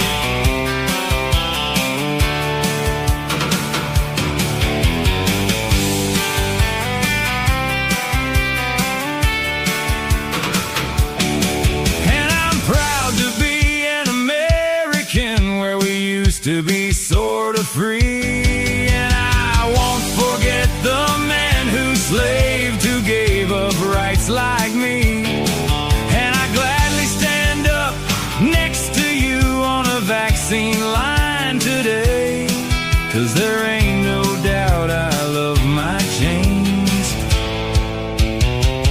God bless the U.S. slave.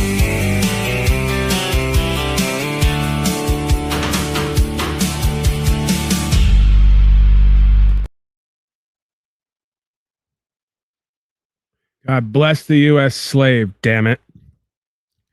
That needs to be downloaded and shared and played at every cookout, every American event, any place where we need to remind ourselves of what patriotism really looks and feels like around here. All right.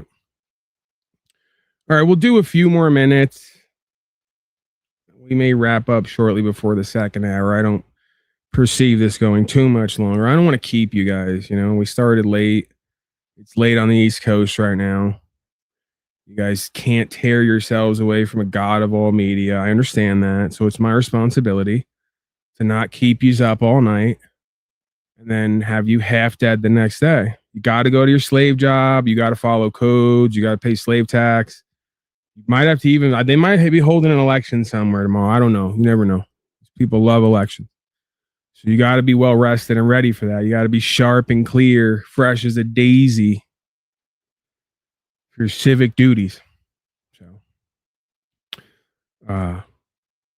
I, of course, am a broadcasting sensation, country music singer, world famous gangster rapper, hip hop artist, and more other things, right? So I don't have to do any of that. I don't want to do any of that. I don't have to do any of that.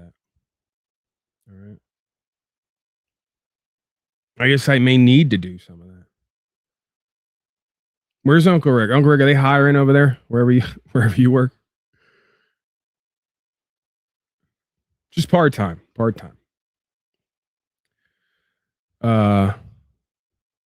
Right. Questions, comments, concerns, the number's down there, or it's not. Let me see.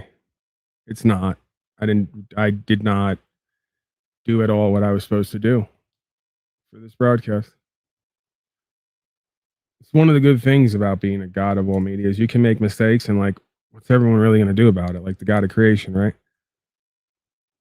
God of creation was like, let's allow these people to vote for masters and all the rest of it. You know the thing. I couldn't come up with an analogy because technically God didn't do any of that. All right, the link is there. StreamYard link, or call in 602-730-0122. And that covers anything. Questions, comments, concerns, legal presentments, lawful presentments, simulations, historical context. Heck, I'll even entertain metaversal, miscreant myths and mythologies, or methodology, excuse me. That means if you have some absolute panelverse online whatever retard drama nonsense you want to like bring up and address, I'll allow you to bring it up. I may not address it. But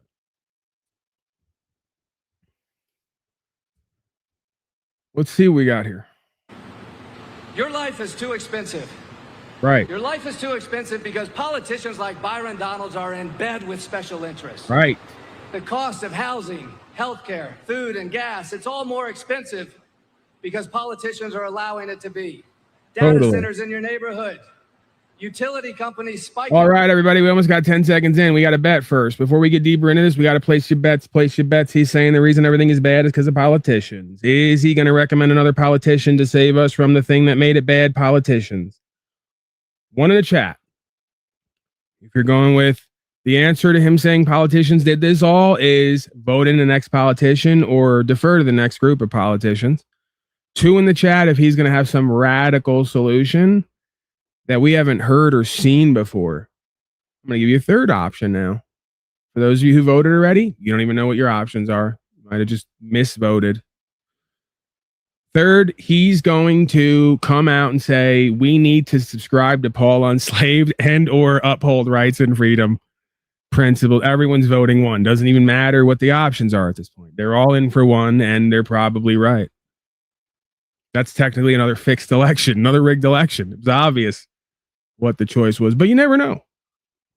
You never know. He has 2 other options here. So he just said politicians are the reason why everything's fucked. And that then infers that because you all keep paying them and begging them and complying with them, right? They go hand in hand. And he's now going to give us the answer for that. Your rates, for-profit schools, defunding your local schools. Byron Donalds profits off all of that. Right. You know what the difference between me and Byron Donalds is? What? He will sell you out for $1 as your next governor, and I'm going to be there fighting for you. Yeah. Fuck yeah.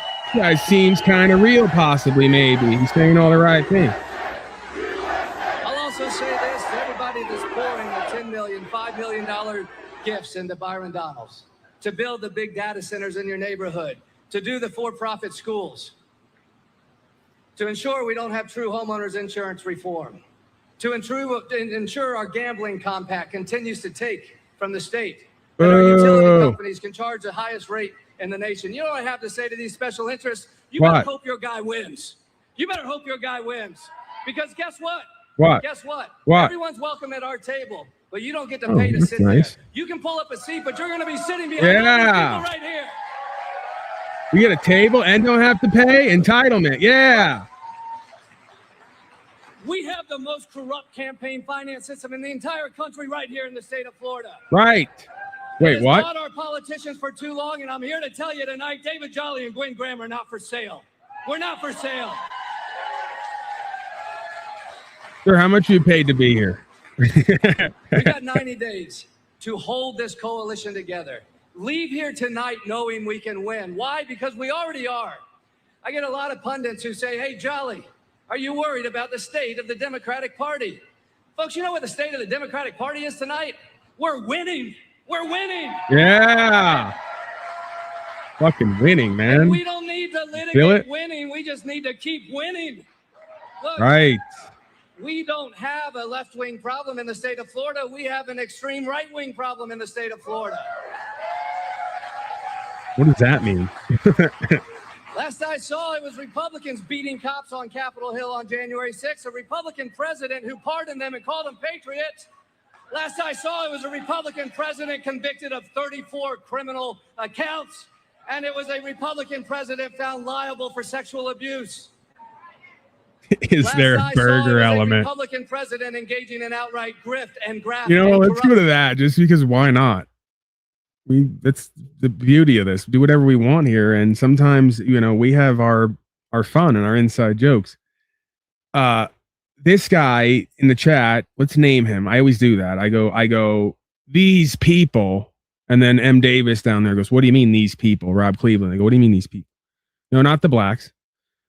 This person, Tommy, he's as just enthralled and entertained as I am by these various points in history, and that was definitely one of them.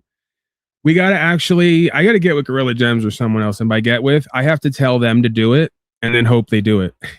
Like, come up with a compilation of all the golden moments of like the last 10 or 20 years where they're just out in the open doing full-on slavery and genocide and just lying in everyone's face and embarrassing everyone, and somehow that's what now entertains us. That's where we're all at in this sick, twisted culting simulation. Let's go to Burger Element Day. The day that de Blasio, whose real name is William Wilhelm, because none of these people operate as who they really are. They're all actors. Where's Brown's boy? They're all actors. Let's go back to the day that this guy, and you can even look at his face, right? It's like, this is beyond hilarious. Tragically hilarious. Where this guy pretended to eat cold burger and fries and just love it and convince you that if you take endless vaccines that you can get endless hamburger. You get not endless hamburgers, you get a free hamburger and french fry. I was giving him too much credit where like you get free hamburger french fries forever.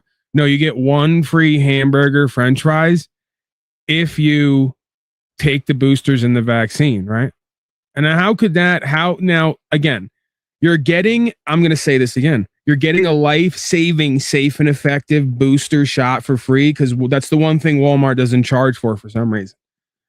Free booster shot vaccine that's going to save your life and free hamburger french fry element, right? How could any of this be lying, frauding, cheating, grifting, deceptive, devilish, wicked, evil, criminal, on and on? How could it be any of that? This guy's just trying to keep you safe and affected, and he's trying to fill your belly.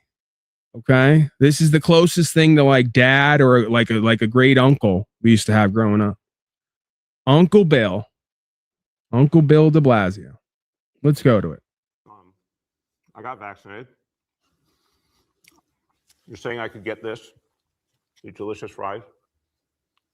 But there's also a burger element to this. Let me check with Bill Neathart. Is it too early in the day to eat a burger? No. This could be breakfast? Okay. Yeah. Why not, Bill? I want you to look at this and think about, again, some people love hamburgers, some don't. Really want to respect all ways of life. But if this is appealing to you, just think of this when you think of vaccination. Vaccination. I'm getting a very good feeling. Yeah. About vaccination right this moment. He's eating the burger that's disgusting and pretending to love it and laughing in your face while he's going, I'm getting a great feeling about this cold, disgusting hamburger and genocide. I'm really getting a great feeling about the duping delight and the Stockholm syndrome. And again, the slave's not finding it at all ironic that not seeing through the complete like guy in the white van with candy routine, but then not seeing any irony in the fact that the shots are supposed to be for health and they're going to give you fast food on top of the vaccine shots for your health because they care so much about your health, right? Just layers and layers of irony and mockery and slavery. You know, you got to love it.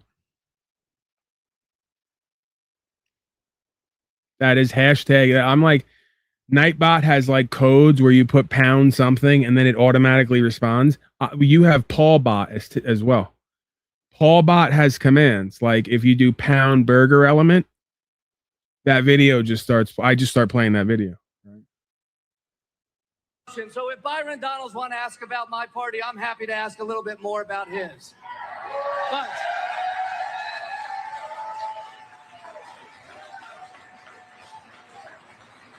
maybe Byron hasn't realized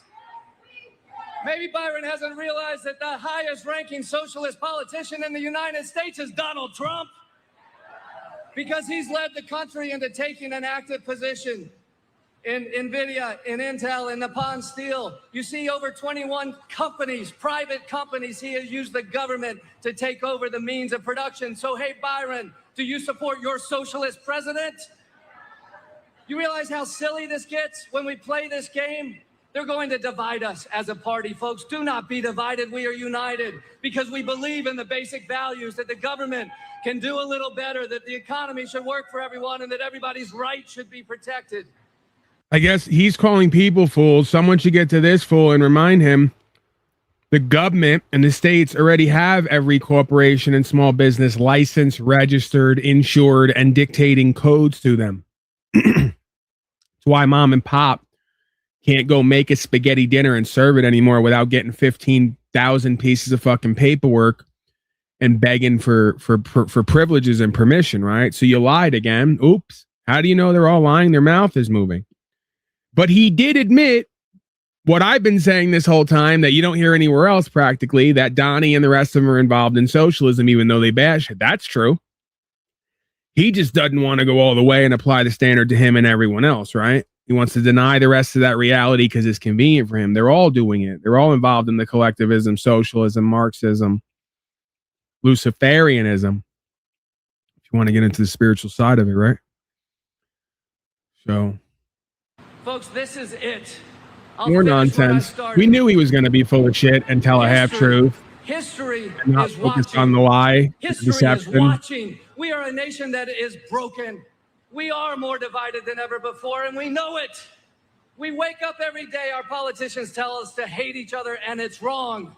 Most people want a governor who's just worried about the cost of housing, healthcare, food, and gas, where you send your kids to school, whether you can get healthcare.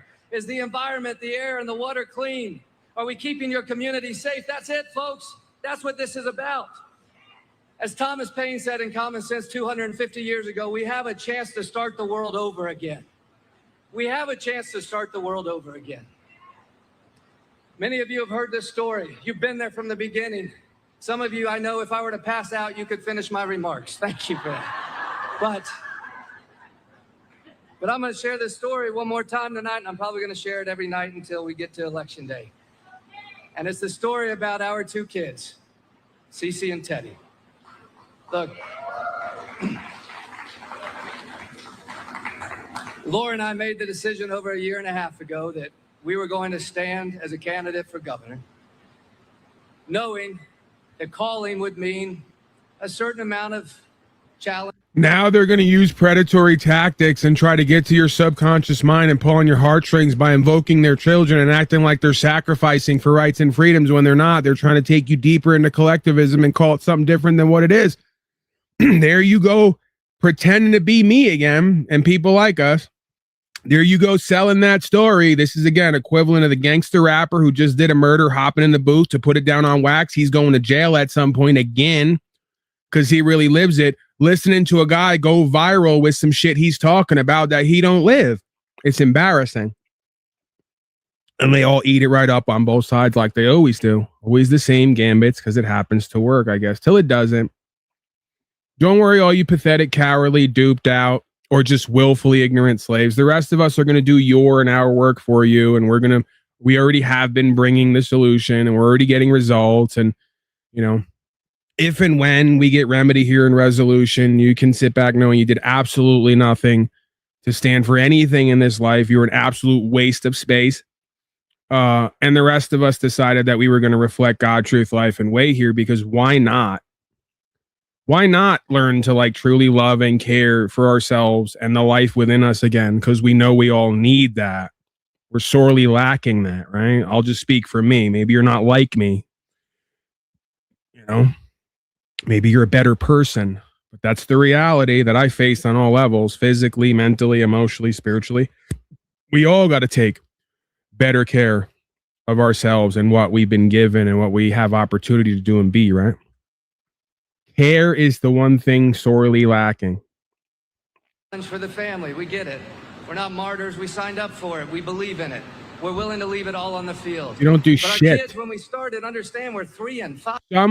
There's a millionaire. I'm going to do what they do. There's a millionaire or a billionaire out there right now. I know there is who watches me and they can afford to do anything. Back me and just send me to put me on your payroll and pay me like to just exist. It's a very low number. I need very little in this life. Put me on a payroll and I'll just consider it my new job.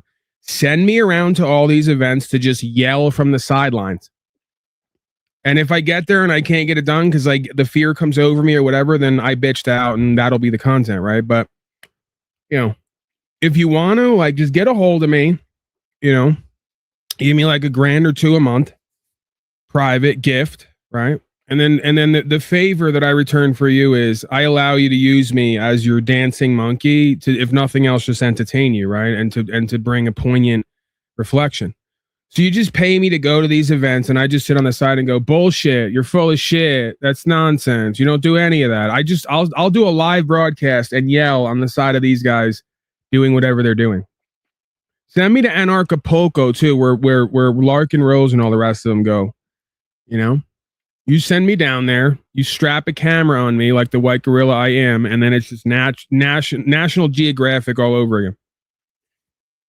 Just see who or what gets mauled, right?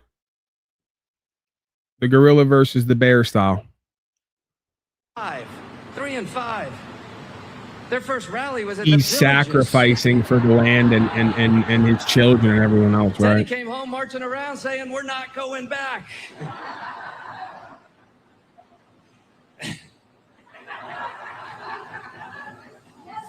Folks, yes, we can. Folks, Yes, we can. tonight Cece and Teddy are No, 5 you and 7. you can, but you won't. See, that's when I yell out. She goes, "Yes, we can," and he goes, "Yes, we can," and then I just yell out, "But you won't," because that's what history shows. And along the way, there was a moment where our daughter said to me, through tears, "Dad, don't do this. Please don't do this." Two things were obvious in that moment. The first was a young girl who just wanted her daddy home, who wanted her mommy and daddy to be there, to do the school pickup, the school drop-off. The second thing that occurred to you is if you don't continue to run a career as a professional bullshitter, you're going to have to go work at the local Red Robin. And one of the words I used there was work. Something you're all in your culture and society deathly afraid of internally and externally beyond a certain point. Right. Sorry, you're now listening to this guy's inner monologue, but he's not going to tell you that. I'm his, it's like Fight Club. I am Jim's internal monologue that you're never going to get from him because he's an absolute liar on every level. Who didn't understand why Dad and Mom would be away. Look, that's not unique to politics. Many people in this room have lived that experience. Your work has taken you away, maybe a divorce. The challenge of raising children is real, it's universal, but here was a 7-year-old child just saying, "Dad, please don't do this." But the second thing that came to me in that moment, it was so obvious, folks. Here was a 7-year-old child, in her eyes, looking at politics, seeing it as vile and mean and ugly and divisive, saying, "Dad, why would you do this? Please don't do this." Folks, when I was a child, I looked up at the Reagan, Carter, Anderson presidential race. I didn't know what to think, but I looked at it as this great American experiment, this great civic exercise. I wondered what my parents were going to do. I wondered what my teachers were going to do. But I looked at it as a noble calling. And here's a 7-year-old child tonight, not just ours, but kids across this state who look at politics and say it's ugly, it's mean, it's divisive, it's nasty. Why? Because a child knows how broken we are. And the words that came over me, and I believe were laid on my heart, I said, "Sweetheart, when you have a chance to change the world, you take it. You take it. You take it."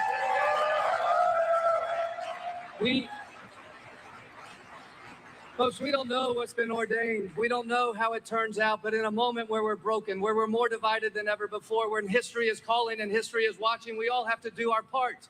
So whether you're a candidate tonight standing for office, whether you're a caucus club president, whether you're inviting speakers out saying, "Hey, maybe you should run for office," whether you're a poll worker, a sign waver, whether you're showing up or making sure your neighbor shows up, whatever it is in this moment when history is watching, when we're a nation divided, we all have to do our part. We all have to do our part right now. And I'm telling you, folks, we're going to win this race when we do our part. But I want to tell you, look, Yeah. when we do this, I just took everybody seamlessly from personal accountability, responsibility, rights and freedom and bravery to voting for an election seamlessly. Yeah. Yeah. From true power and value to the powerless and valueless, all in one swoop. Yeah. That's all they ever are. Salesmen for the process. Salesmen for the process. Just keep paying, complying, and voting. It's all going to get better as it all gets worse.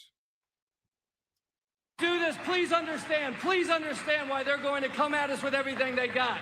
Because we're going to win the governorship in a state that Donald Trump calls home. We're going to win the governorship in a state where Ron DeSantis has had a tighter grip than any governor we've seen. We're going to win the governorship in what they consider a deep state. And when we do that, we're going to because winning the governorship restructures American politics. Winning the governorship creates a new pathway to the White House.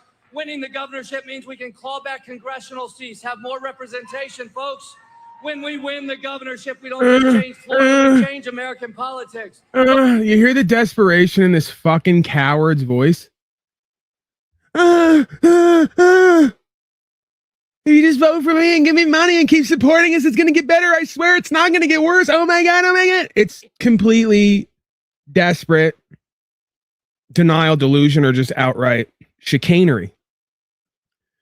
And they eat it right up. Woo, woo, woo. False empowerment, lack of accountability, responsibility, giving away our power to more politicians who claim they're not like every other politician. This has never gone wrong in the past.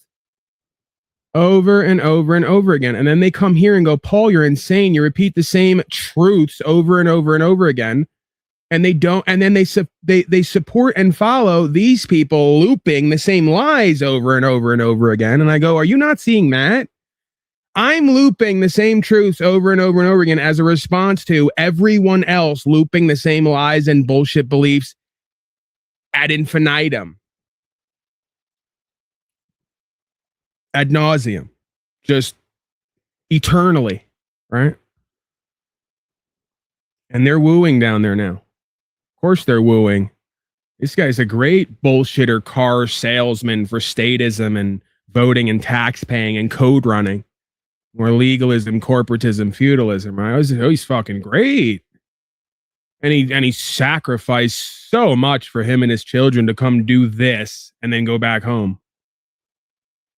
What world am I in? Good game, God. I may have to rehire my ex-life coach, even though we hate each other. Even though we hate each other and he doesn't have a life that I want at all. I may have to rehire him. He's the only person who continually abuses me and then tells me he loves me. just like my government. You know? May have to get back to More that. importantly, we change the future for our kids and our grandkids. What a Folks, life. I need your help. Yeah. I need your help tonight. Guys. Need your help. I need your help. Why didn't I think of this, by the way? Instead of me getting arrested over and over again, having to go past my fears and faith, go to court, potentially throw it all away over and over again. Why didn't I think of just putting on a suit and yelling at the audience that they're so great, I'm so great, we're going to be so great, if you would just give me money and do what I say and just admit that I'm amazing? Why didn't I fucking think of that? This is why I'm an idiot, right? I have to be stupid. This guy has to be smart. We're learning. We're realizing why folks like this are the ones entrusted with all the power. They're just smarter than I am. Every day between now and November 3rd, get out there, talk to somebody. If you can give. If you can show up, show up. But folks, on November 3rd, let's make sure we get this across the finish line. Because when we do that, you get to say to your kids and you get to say to your grandkids and we get to say to our little girl, Cece, sweetheart, we just changed the world. That's what this is about. Thank you all very much. Thank you, thank you, thank you. Thank you, thank you, thank you.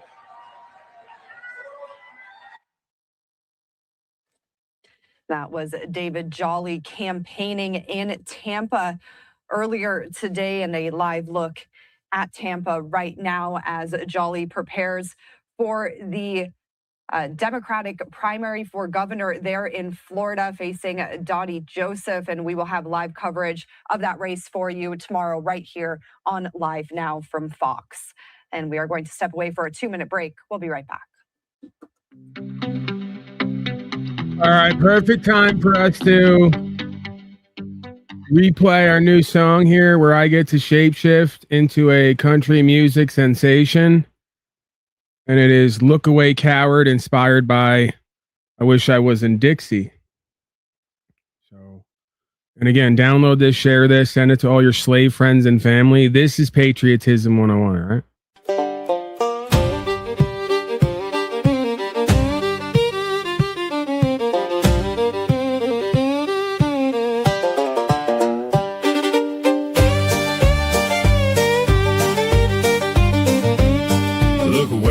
Look away, coward man. In this slaved out place where I was born, codes, rule, lands, and people more. Look away, coward man. I wish we weren't cowards and we acted like a man. In this slave place we comply and we don't take no stands. They try to cope and throw up their hands. We live and die in slavery. Look away, coward man.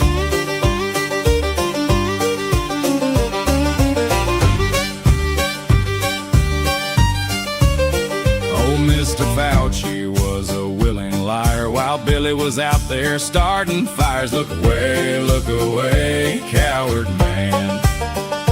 You complied with lies from all around. There went rights, the whole thing fouled. Look away, coward man. They tell us that we must comply while we shut up and stand in line. Freedom's fading, see the signs. Look away, coward man.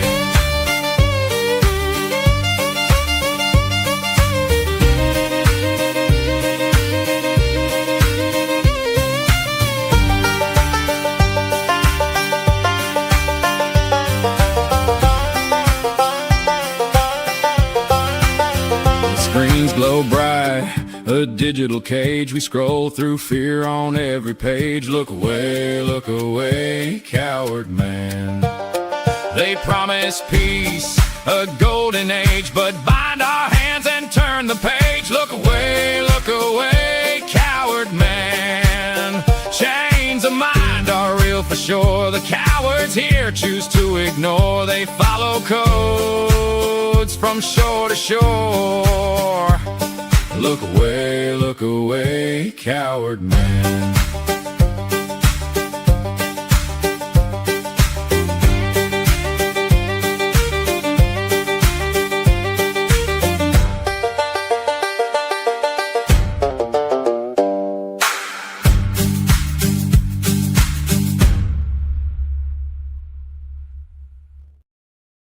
So we tapped the algorithm, you could tell, because a slave showed up in our chat box, cycling and scrolling, mocking folks who didn't take the vaccine, saying, oh, I guess you want the freedom to get sick and die. Well, actually, yeah, we want the freedom to choose for ourselves and not be chosen for by status and government zombies. Okay. Again, you're still running this narrative like 6 years later. If you and everyone like you got vaccinated, why are you still bitter, resentful, and worried about the ones who didn't? We're not worried about our choices 6 years out. According to us, and even the other side, it's aged very well. Are you not tapped in with all the people who took the vax who are regretting their decision? You must have not got out of the house enough. You might want to reach out if you're all willing to be honest with yourselves and each other. So I don't know where you get off mocking and act like you're going to humiliate us who didn't take that shit. We're far from regretting our choices at this point. You folks are the only group who's regretting your choices so far, if you're regretting it at all, right?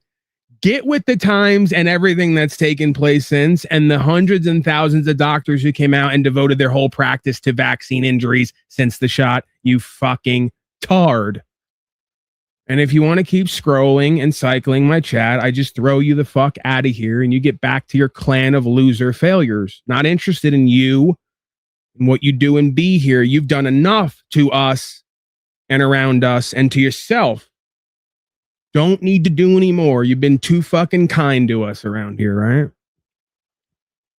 It's amazing. Three kind of people in the world. Those who see when shown, those who don't see.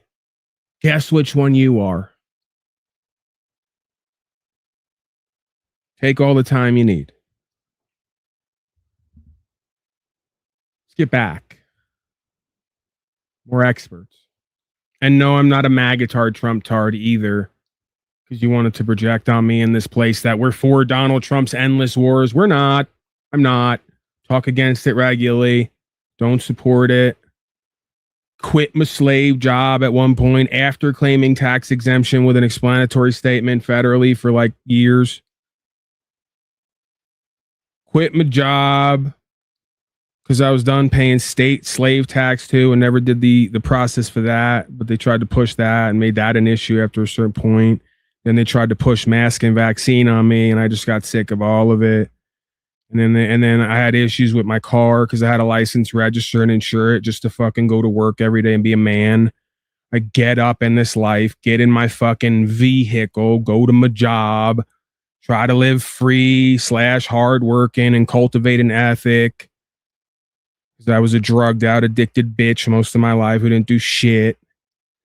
And every step of the way, I have these clowns in my face. I can't even excel at my job, which I was excelling at, winning contests, learning more about construction and solar and other things.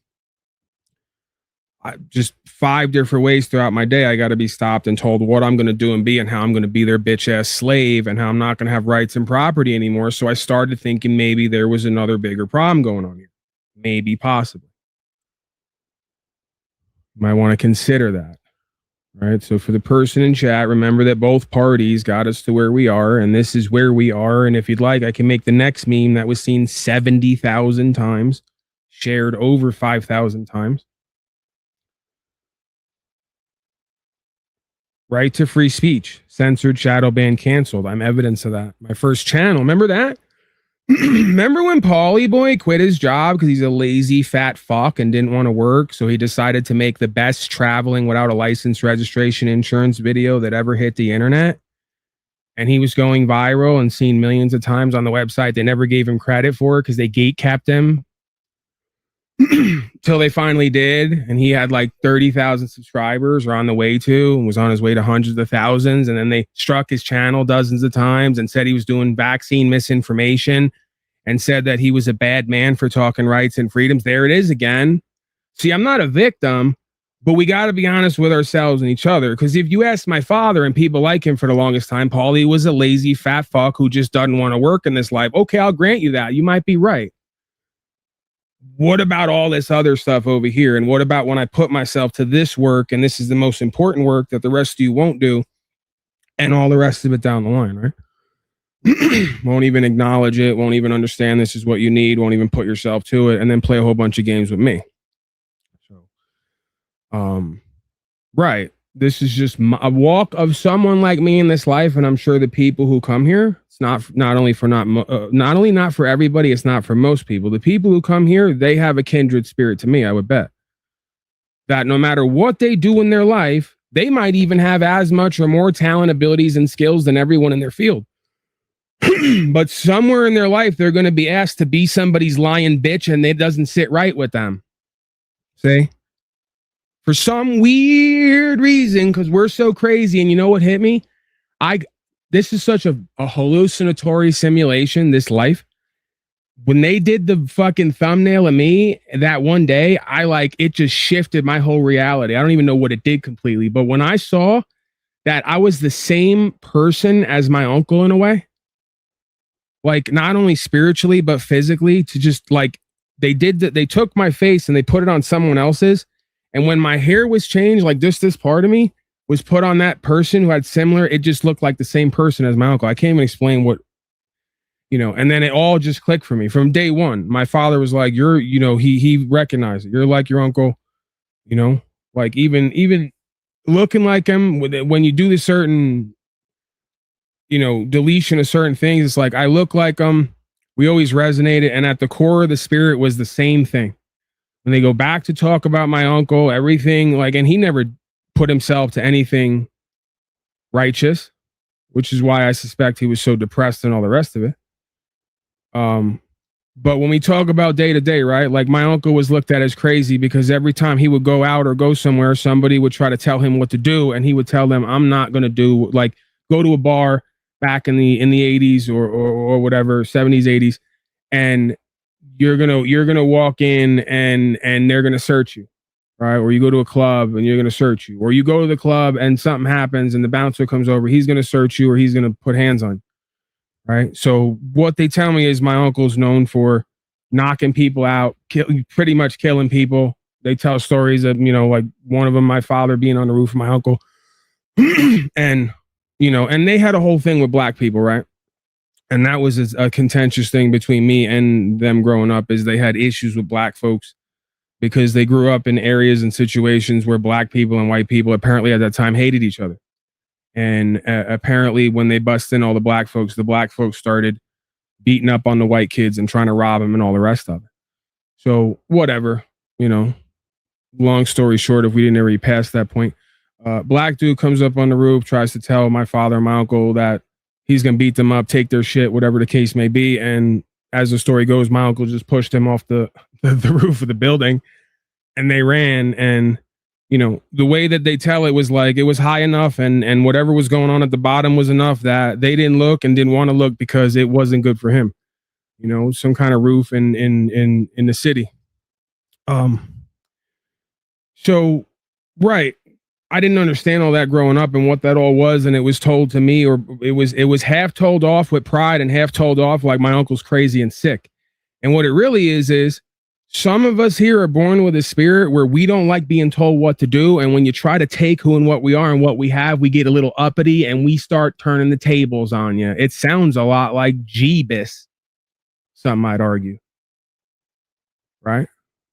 And this is the inversion in inversion land. They'll try to tell you they'll either talk from pride about it, beating each other up at the bar, or they'll say in this next breath, watch out, that motherfucker's sick and crazy.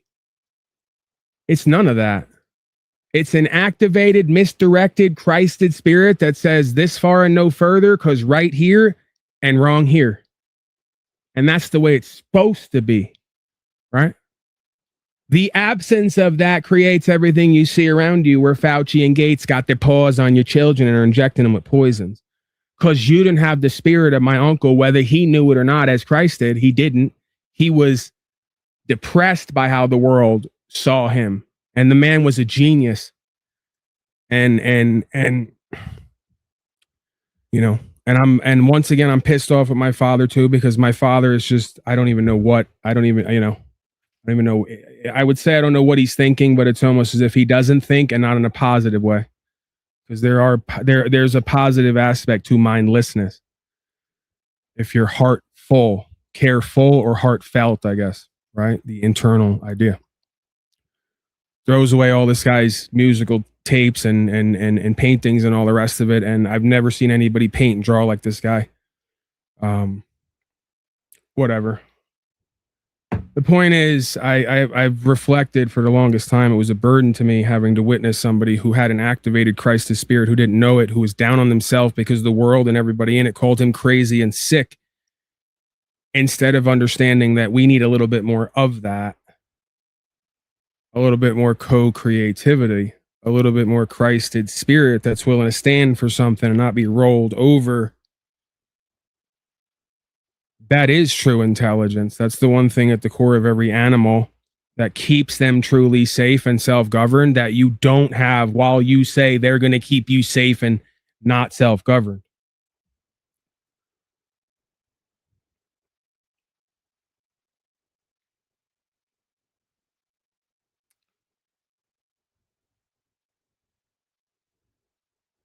It's therapy hour. It's what we lapse into. It's oversharing therapy hour. Stories from the crib. Stories from the wait. I don't know what the segment is called.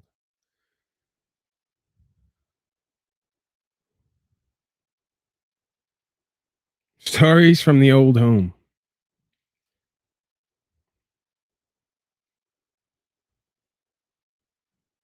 Yeah, it's interesting how the hero in the story could be painted as the sick and crazy person because they're not willing to get bullied and rolled over by a bunch of predators. Oh, how crazy and sick you are. And I get it, because the other side of it was my uncle got physical. Yeah, he got physical with me a couple times. And he was too old at that point, But yeah, there definitely is a fine line there too, right? Between willing to stand for something and being willful and able, with the will to act in the moment when necessary, right? In order to save yourself and others from impending doom, versus the will to act to try to control or dominate out of anger and frustration, right? Those are, again, two dynamics of the Christed being in scripture, who said, don't get physical, but then the next line took a whip out and got physical.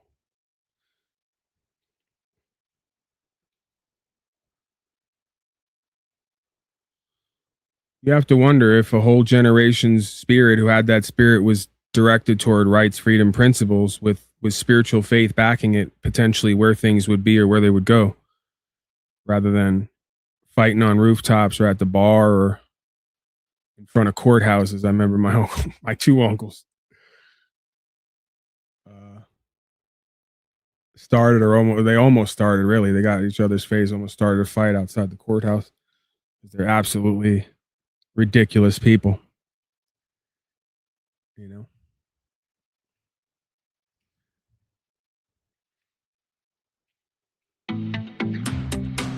Let's get back to, you feel that?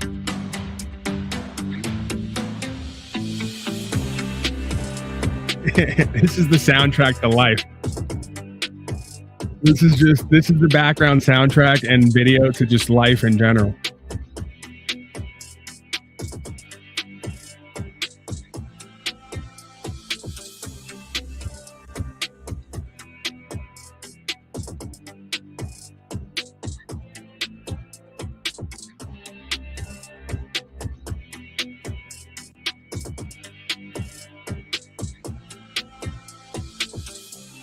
That might be true.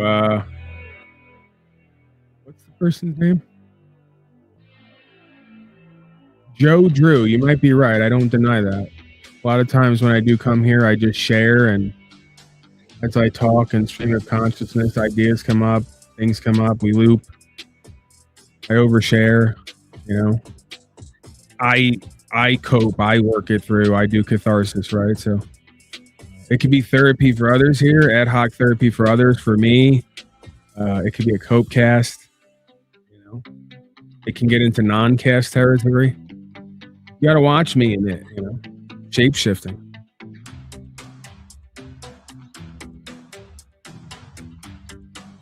This is an extended break.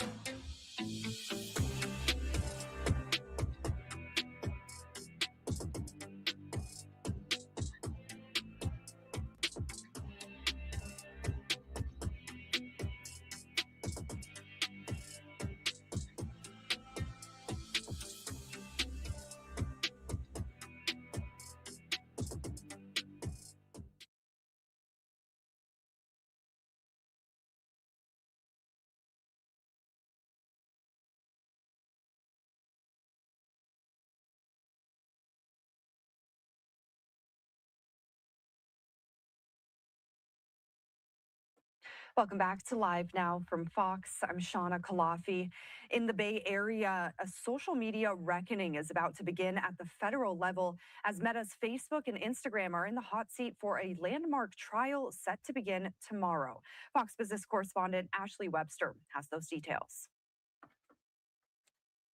They must pay the price for the choice that they made to put profits over children's safety. Meta is once again on the defense, and this time it is in federal court. The jury is set and opening arguments begin Tuesday in a case that could force the owner of Facebook and Instagram to make major changes to its platforms or risk going out of business.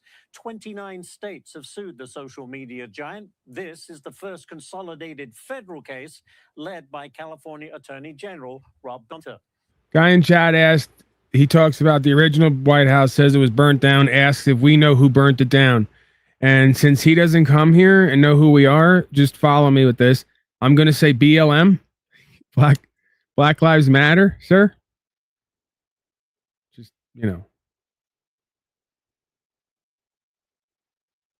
It was Black Lives Matter, wasn't it? Back in, like, what was it, 1850 something, around the 1860? Because I seem to remember that reincorporation event around that time, almost like somebody burnt down the house to get the insurance money to rebuild it with the fraud money to then that whole deal. So I'm thinking it was around that time. But again, I'm far from a historian because I just focus on the macro pervading themes throughout history. I'm not into the micro details, because if you understand the macro, then the micro falls into place, right? And I guess you could say vice versa as well. So in other ways, I study the micro. There's a joke there, but leave my genitals out of this, please, if you will. Let's be professional. So yeah, if the overall theme of history remains the same, this idea of freedom versus oppression, and this theme remains the same internally as well when it comes to the human being's internal individual struggle, right?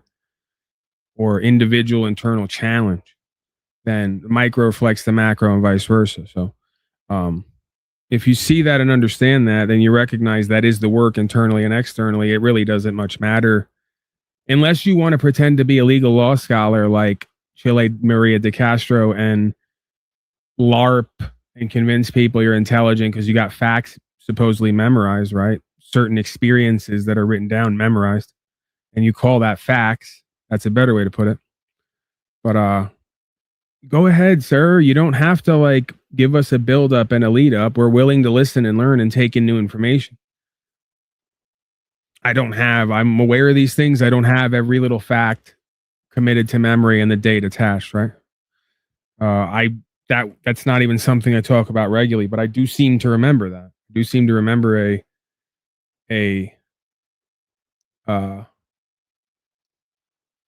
either a double White House or a moving of the Capitol or something to this effect, or a reincorporation of the United States, and therefore a second constitution.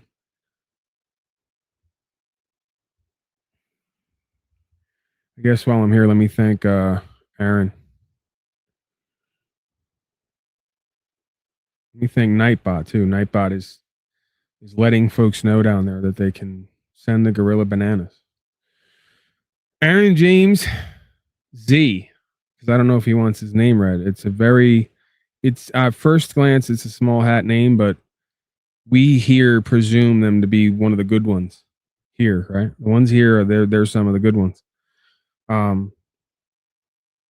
GTSY, back more often, brother. Slaves need you more. Well, no, slaves need truth, life, and way, and courage if they want to do better, but they don't, because that's what makes a slave. A slave is not a slave, really, if the slave recognizes its own slavery and seeks to want to get out and do better. Then the slave is on the path to freedom, right? The truest slave, so I guess it's still a slave, but it's a slave in transition, let's say. The truest slave is the one who's in slavery, doesn't want to know, and is definitely not going to do or be better, and definitely not going to listen to me, right?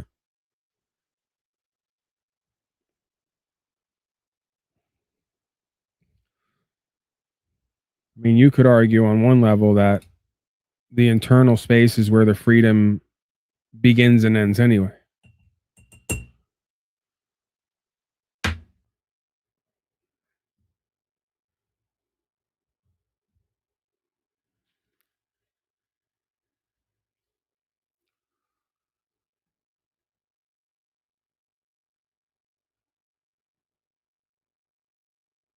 Did we ever get the answer from that guy? The British burned the White House down because of the War of 1812. The United States attacked Canada.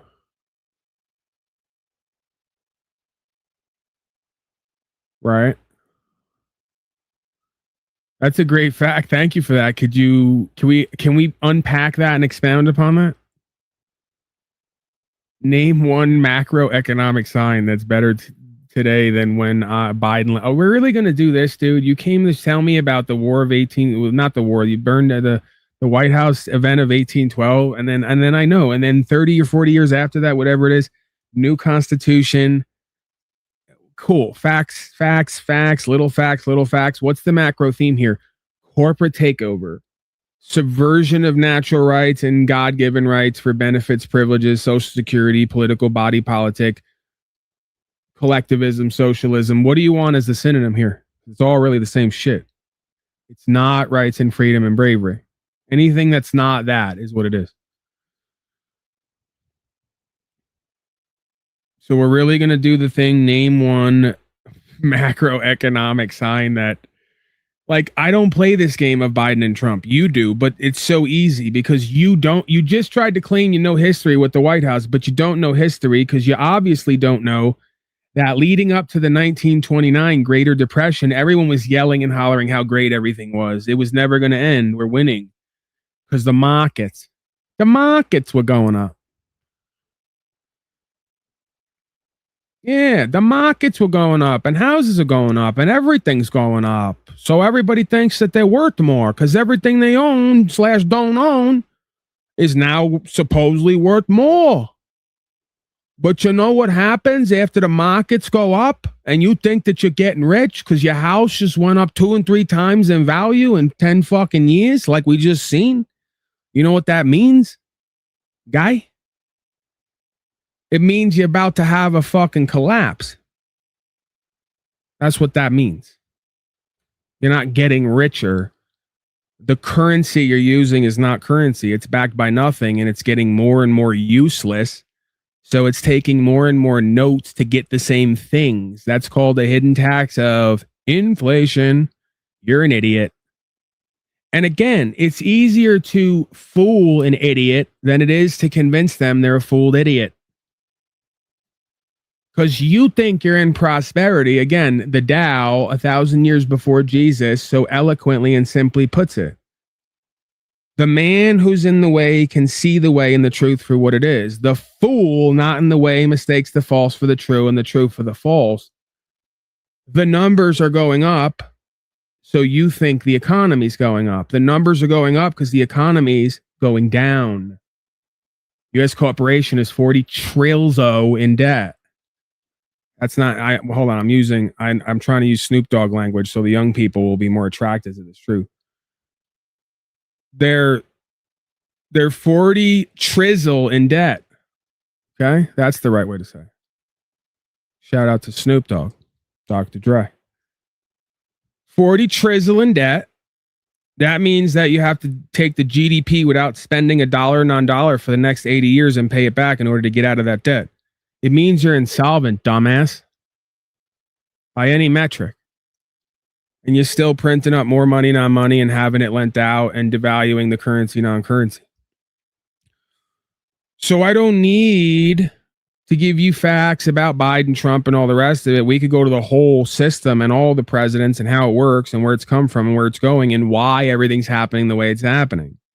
We can also correlate that to shortly before 1929, the run-ups of the markets, the overvaluation of everything, numbers, and eventually the Great Depression and collapse back to finding some level of homeostasis over a 10-year period of extreme hardships, tests, and challenges. But you don't want to know that and need to know that and don't care to know that. You're an absolute dunce. So if you can explain to me how my father's house that would have been a $200,000 to $300,000 house 20 years ago has increased in $200,000 to $400,000 in the last 15 years, has doubled or tripled in price, a lot of places, right? You're looking at 150 to 180 or more % increase in housing prices over a 10 to 15 year period. You think that's because everyone's doing so great? No, it's because the dollar has lost 98% of its purchasing power since 1913 and isn't even backed by anything.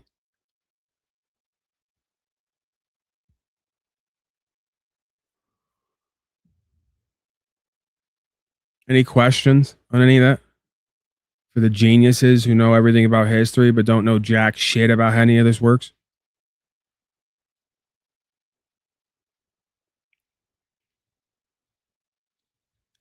Any parent, teacher, or guardian knows the detrimental impact of these products, and this is the tobacco moment for Meta, and this is time for them to be held accountable. Meta is pushing back on allegations it addicted young users and ignored a Ken Wah, and I appreciate you guys for this. Because I get it. You have to go down every avenue until I hit you over the head with the truth and stop you and remind you of what this is before you can submit to that truth.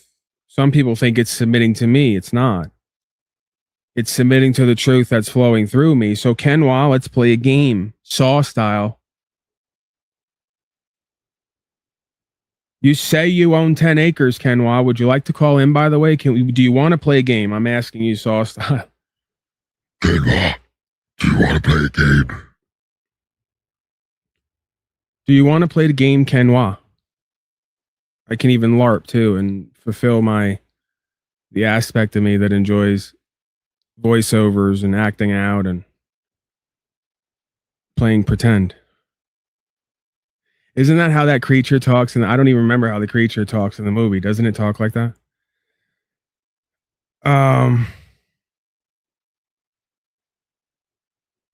Okay, Kenwa's not going to call in, I'm guessing. Who would have guessed he's a coward? I mean, he's not facing the truth or himself in chat, so that is one sign of a coward, but I'm sure that's a one-off coincidence. Okay, Kenwa, let's play. So you own property, right? You pay tax on it every year, right? If you don't pay that tax, they come and take it, right? That's the antithesis of ownership, right? So you don't own property, right? See how this works? I've got it down to a 10-second rap with you slaves. I've done it so often. Used to take hours and hours. I've got the whole rap, all 10 pieces or more of it, down to 10 to 30 seconds per piece for your slaved out mind that can't pay attention or understand barely anything. I've done all the work for you to reduce it all down to simple deductive reasoning.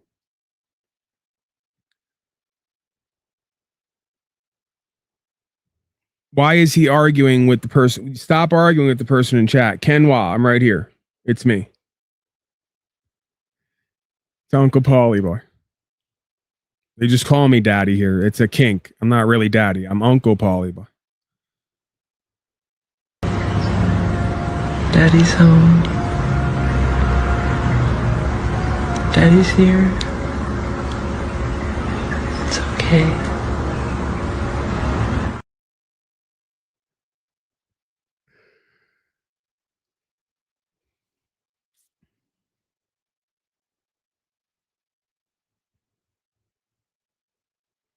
I don't waste my money talking to fools. Okay. Thank you for being here, Kenwa. You've now gotten to the point where you can't form a sentence, which is what usually happens with these slaves when they come in contact with me. They say something, I prove them absolutely to be wrong on every level. Then they go to start trying to show off and go, I own property. I go, you don't own anything. You pay lease rent on it to the tune of 100 to 1,000 to 5,000 a year. And if you don't, they come take it. And then they just go, I don't waste my money talking to slaves. And then they run off or I ban them because they just like fucking spontaneously combust almost. They imploded. He imploded. Kenwa, we're sorry, folks. Kenwa just imploded all over our foyer or over our lobby area, our chat area. We're going to have to put out one of those yellow triangle things that says sticky, wet floor caution. Slave just imploded in the lobby. It's every time, these people. They're all the same. This is how you know you're on to a good idea is when you can apply it to everything and it checks out. Like the pieces move and change, but the themes and how we address it and all the rest just never changes. Is sparked by overuse of its products. But following a big loss over those issues in a state trial earlier... Oh, now we got the next one. You ban people smarter than you. That's probably a good idea. Do you want the link to come up or to call in? Again, what game is this you guys play? Where you sit in a chat box and say, you're smarter than everyone. Okay, maybe you are. How would we know that? Because you've said and done so much in the chat box? Call in, get up here, show me how much smarter you are than me. Again, the contention is mostly that you're a coward. My superior intelligence on record, close to 130 IQ, is just extras. I say it all the time. IQ is not the thing here. It's EQ, SQ. The connections should be really simple. Even that most people can't seem to get, but that should be really simple. Like recognizing slavery and genocide and then having enough nuts at some point to just not do it and pay for it. That's it. This is really fucking simple caveman type shit. So, but I mean, if you want to LARP as intelligentsia and act like you have high IQ and I'm an idiot and you're smart and whatever, like we could do that. I don't need that position, right? I could argue my high IQ is a condemnation in a sense. There's an old cliche. A man who's proud of his high IQ is like the condemned man who's proud of his large jail cell. With more IQ points here comes more understanding, connections, and recognition, which comes potentially more tests and challenges and depression. There's actually a causal link between unhappiness and intelligence, right? And this is why, again, I would be a very unhappy person or unfulfilled person completely. If I'm not still that and don't want to recognize it, I'd be completely that if I didn't have certain meanings, principles, value systems, forms of true power, purpose, true care and love in my life and in myself, right? Because I believe that's the offset, right? Again, we have a masculine and a feminine principle, arguably, that complement each other. So come up so I can censor you easier and win the argument as I deny everything you type. That doesn't make any sense. If I do that, then every time you come up and I don't make an argument and censor you, you win, even if you don't get to continue to talk. So is it really about winning or losing for either of us? Or is it really just about you want a space to talk and ramble on? And when I get tired of you and I cut you off to move on, you try to claim you're winning an argument when I'm just bored of you and don't want to hear from you. Because you're most likely people who've come here before who can't stay away, who want to come under different accounts and play now these power games from the chat box. So again, what do we do? Where do we go from here? You're in the chat box making claims. You won't substantiate them because of what you say I'm going to do, but you won't leave and stay gone. But you come back to my chat box to make the claims you won't substantiate, that you won't put up on because what you say I'm going to do, right? You see the passive aggressive power game? Would you like me to give you or others keys when you come here so that I can't throw you out? Like, what do we need to do? Do you need to start your own StreamYard? And I'll come over there so you can put me up and down, or just be done with me when you're done with me, or run your broadcast how you want to run it. I'll do whatever you want to do so we can talk about truth in a venue that you feel safe and comfortable in, so we can have your enlightenment and intelligence revealed to the world. We wouldn't want to hold that back from everyone. Probably one of those guys who called a couple weeks back, the roofer guy who you can tell knew I was right, but got kind of offended and hasn't been back since, you know. There was another guy there too. Oh yeah, that's right. The guy who I call Ben Shapiro, who fashions himself an intellectual, sounds just like Ben Shapiro, doesn't make any sense. And even if he can make sense, is too much of a coward at heart to apply anything that matters to get a result beyond a certain point. He wonders why I don't want to listen to him and be around him more than a certain amount of time to prove the point I'm making here. See? That doesn't mean you're smarter than me when those things happen. It means I'm done with you. I got what I needed out of you because you're a perfect example of why things are the way they are. I put you on expose here. It's you and the people around you who think you and your buddies are so intelligent and intellectual. It's not everybody else, right? So it doesn't matter what you and your buddies think and feel about it. Projection is off the charts. Be well. But you say that, but you just were here the last however many days and weeks. Why are you running now? The link is there. Call in. I'll make you a special promise. What promise do you need to feel safe so we can reveal your high intelligence and enlightening ideas to the world? You just proved my point, by the way. You claim to be more intelligent. What did I say? You might be. What's my claim? You're too much of a coward to apply it for anything that matters. What did you just prove? You're running from me and the platform where you have the opportunity to present here what you did in chat that didn't matter in chat, where it matters. But you're running from it because even if you have the IQ and the intelligence, you're too cowardly to bring it into a venue where you might get pushback or you might have a standard outside of your own feelers. Thank you for proving it. You just do it every time. And then you say, I said a narrative. No, I dig the hole. I point the hole out. I walk away from the hole. And 30 seconds later, you walk right into it. And I go, there it is.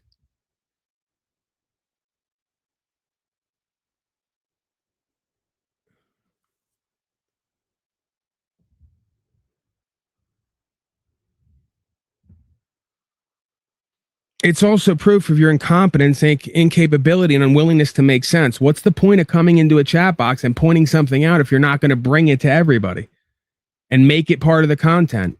It's just a message in there that I see, maybe a few other people, and it just gets lost in history. Has no effect or any meaning. What's the point of it?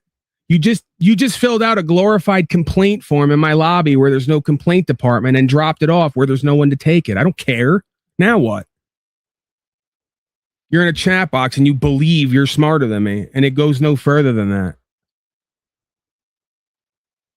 You just verified how meaningless and purposeless and valueless you are in any venue, whether it's a broadcast, United States corporation, rights and freedom. You are who you are in anything you do and everything you do. See, I don't do what you do. If I got an issue and a problem and I know better, I get right up in everybody's face and I make them throw me out and ban me over and over again if I have to put it on record and make the statement. That's not you. So why try to compete where you don't compare?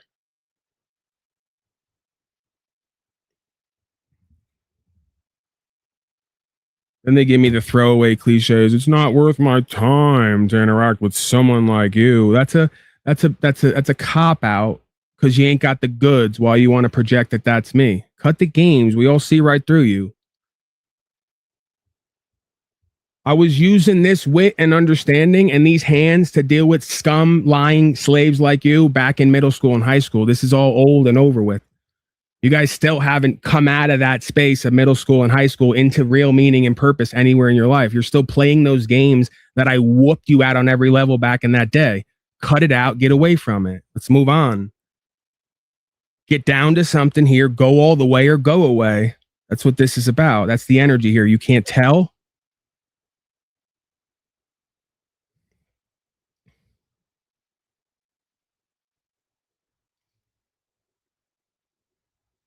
Okay, so I'm going to help you out because you just said you were leaving. That's another theme with all of you cowardly bitches. You say you're going to go and then you leave, walk out the door, walk around the house and come back in. I've seen that a million times. When you say you're going to go, just go. They wonder why I block and ban. Another passive aggressive power game. I love this. And they say, broadcast derailed. No, it's not. Every time we do this, we re-verify these certain power and value systems and games that people play all day, every day, and they're all the same no matter who does them. So the more you get used to seeing them and working with them, the more you can take that back to your life. And every time at your job, your friends or family, your spouse, your children, whoever, start playing these fucking deflection, denial, delusion, power games, you're like, you're all over it, right? They can't play the game anymore. They can't get to you. They can't misdirect and redirect. They can't deflect. They can't deny. They can't project delusion and then have everyone go along to get along. All the rest of it. This is art of war, verbal combat in a sense.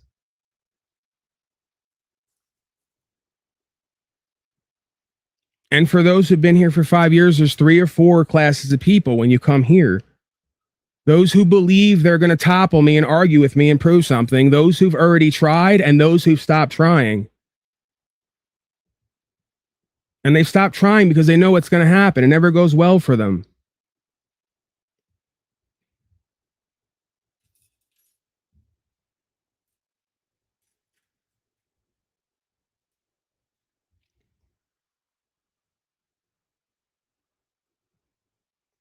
I do not fight unarmed opponents.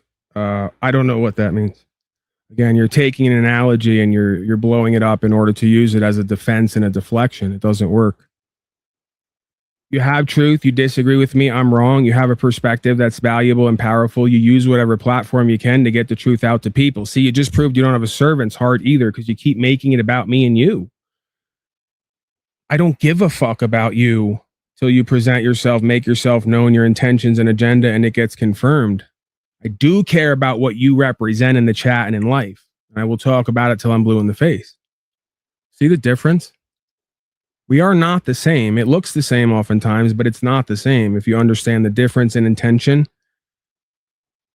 right? The reasoning, the purpose, and where it all goes. This person's Zing in chat. You can leave. See you later. Help you out. Don't need you.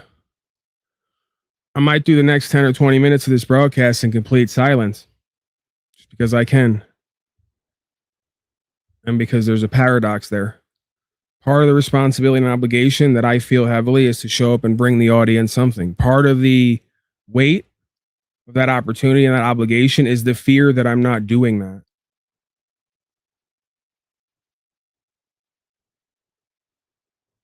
Now, if I know that I am doing that and incapable of doing that and have just done that, then I can practice the other modality. I can sit here in silence and not worry about where it goes and what happens because I want to practice faith. Don't care if you fall asleep or not. That's good. Maybe you need some rest. You're probably weary from all the slavery and genocide you're creating and funding and supporting. So if I can help to put you to sleep here by doing a boring non-cast, well, then I've served in some way, right?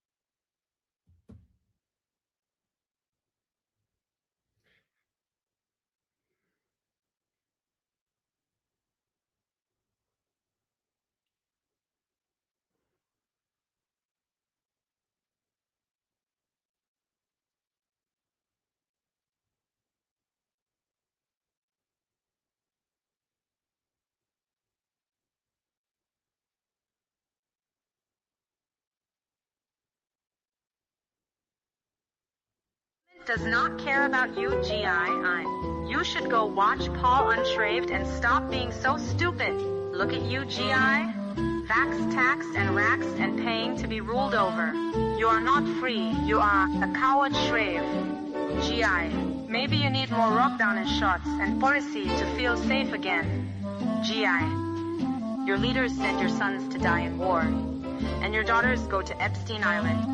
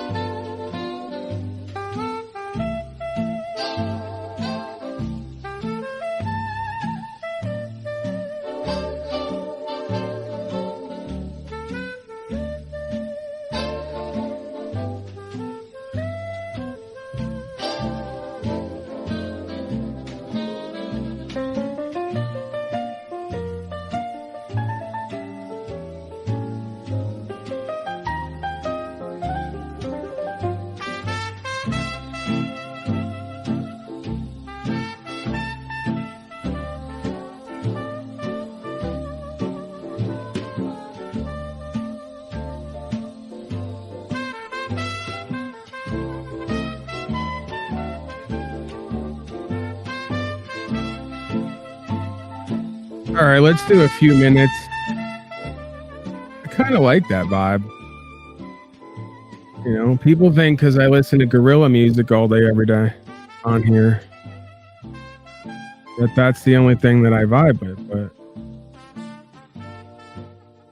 yeah, I got a jazz vibe, I got a country vibe. You know, I get with a little bit of anything, really. It's good. Right. So I didn't even block or ban. I just verbally cleared out all the pathetic, wanton, codependent, needy slaves in chat trying to troll. I fed on them is what happened. They say, don't feed the trolls.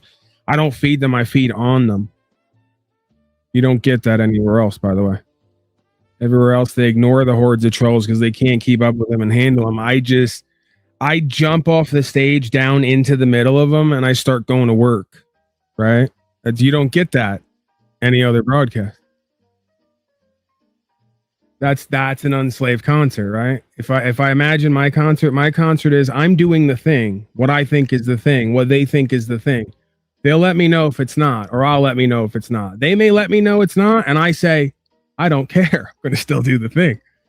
If you want to troll me and throw shit on stage, I'm going to jump off the stage into the audience with you.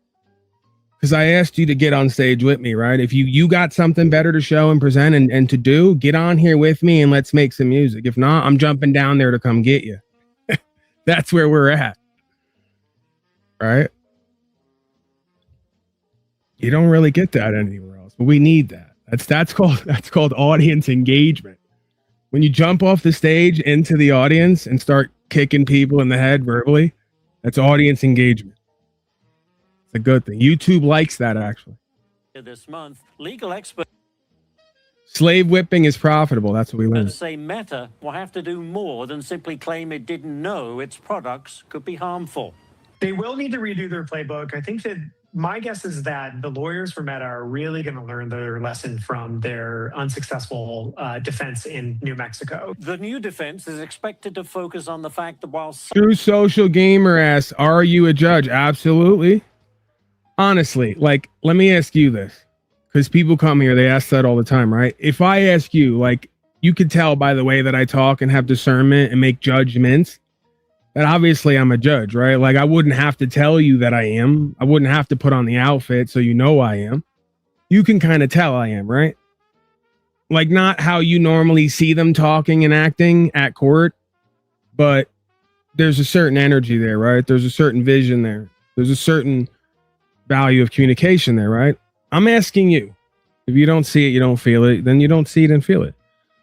But a lot of folks, they come here and they say, this guy's got to be a judge, right? Right. Before they even say, hello, my name is Judge.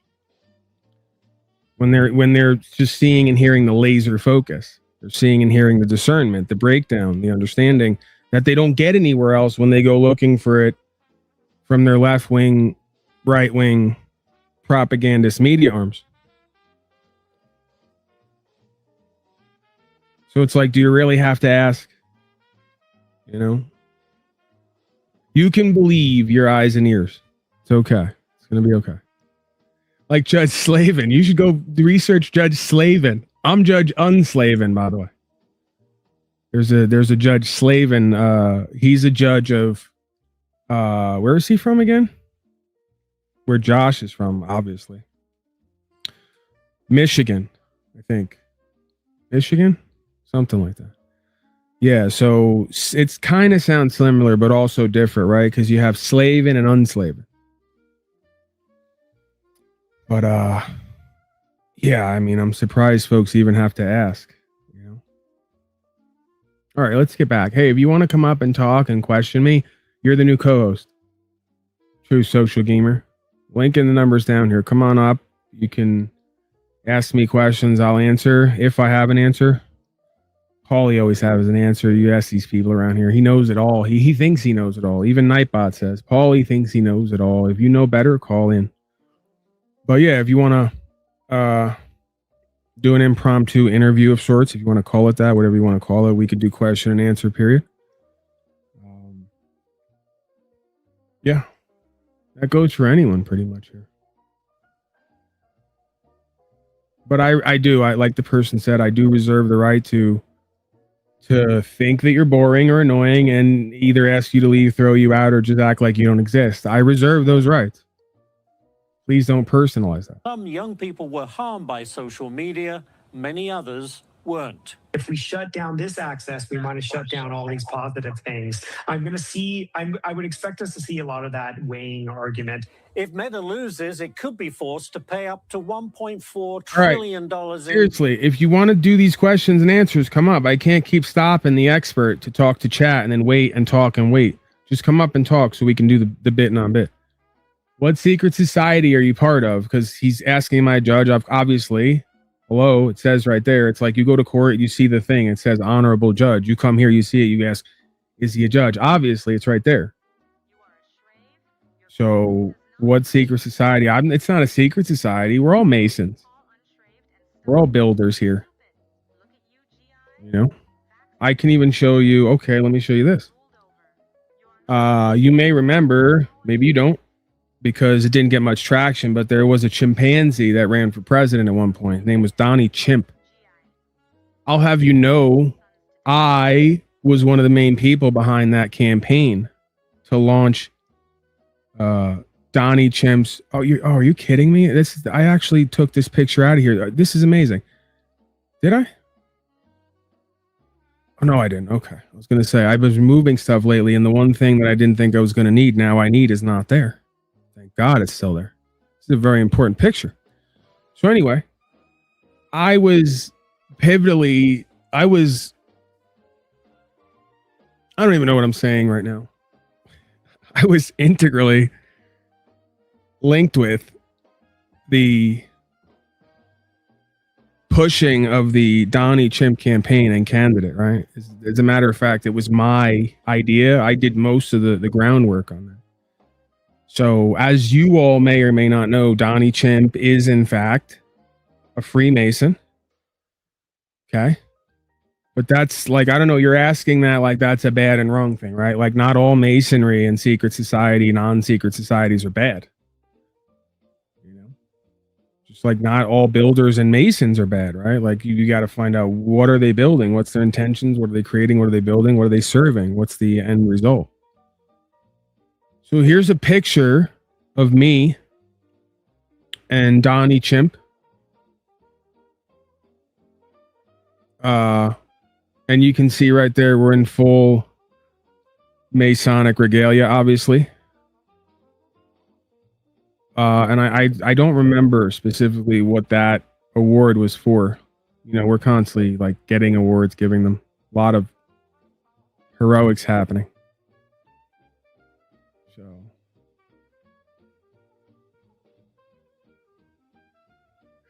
Fent Mason. Yeah. So that's, some have said they have a certain terminology for the kind of Mason I am. They call it a Fent Mason, but I don't observe or recognize that title.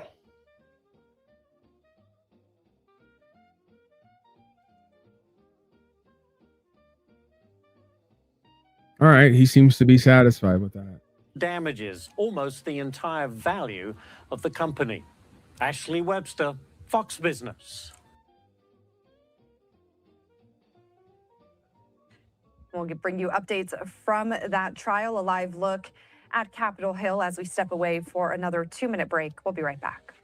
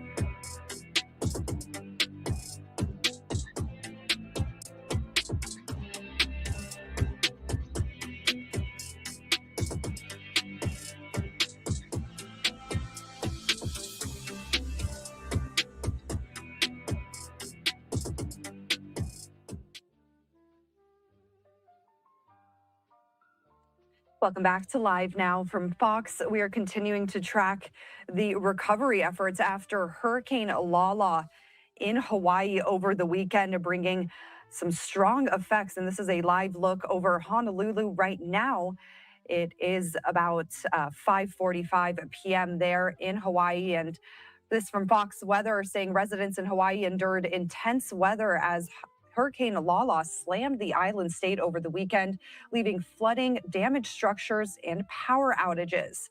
We did get an update from Maui County with a look at some of that damage left behind as the cleanup and recovery begins. We are with Mayor Kawakami of Kauai.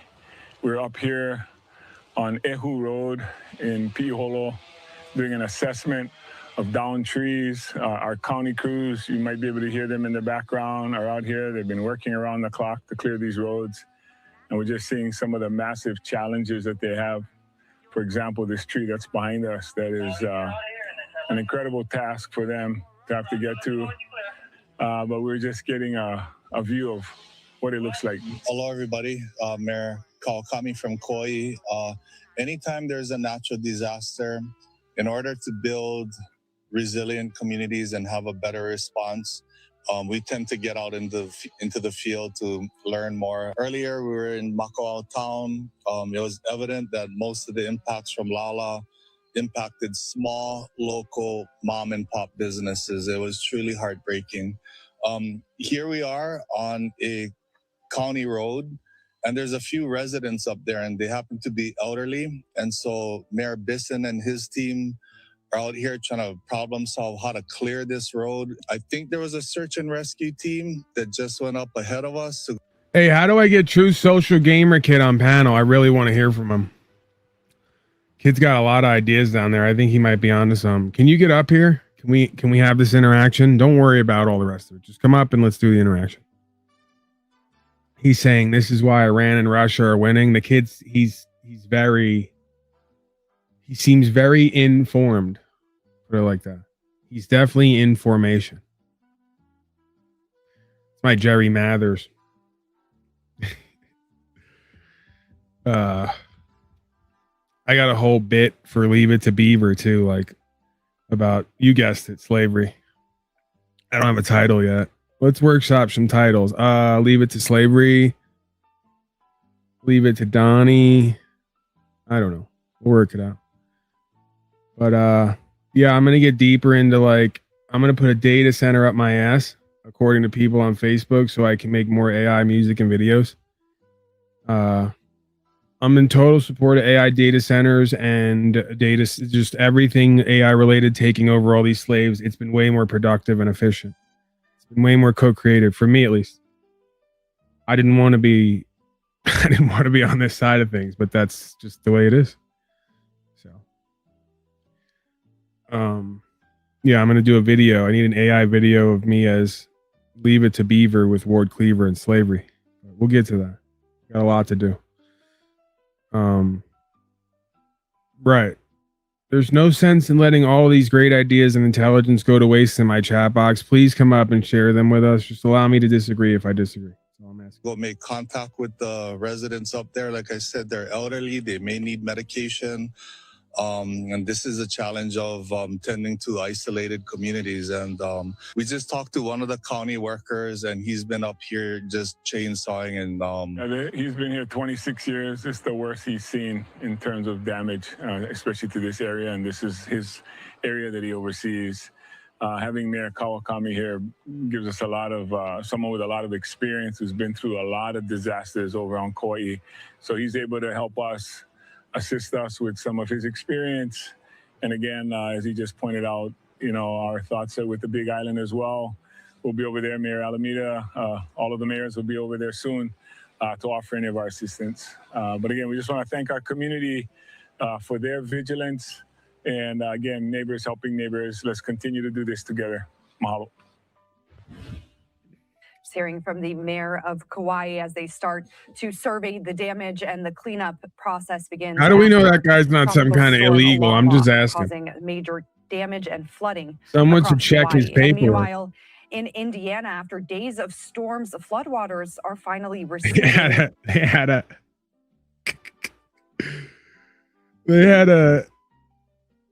a fascist border patrol agent squad that was going around with a dog saying the dog can smell for illegals.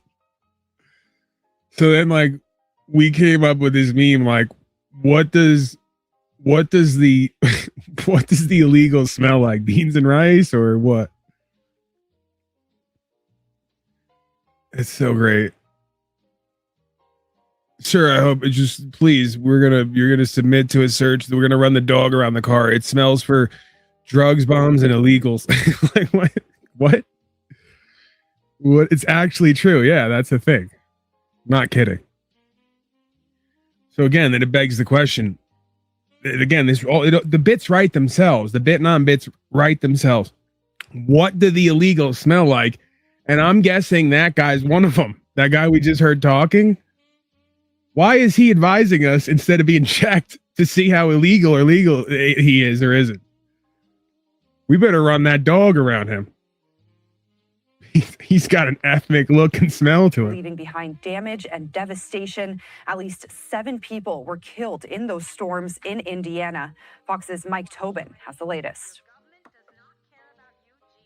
It's something I've never seen before. Social gamer is losing his mind in my chat box right now. He's just scrolling. Why dose he have pimp? What's all that about? It's an acronym. My channel's proper instruction motivates people. At pimp unslaved.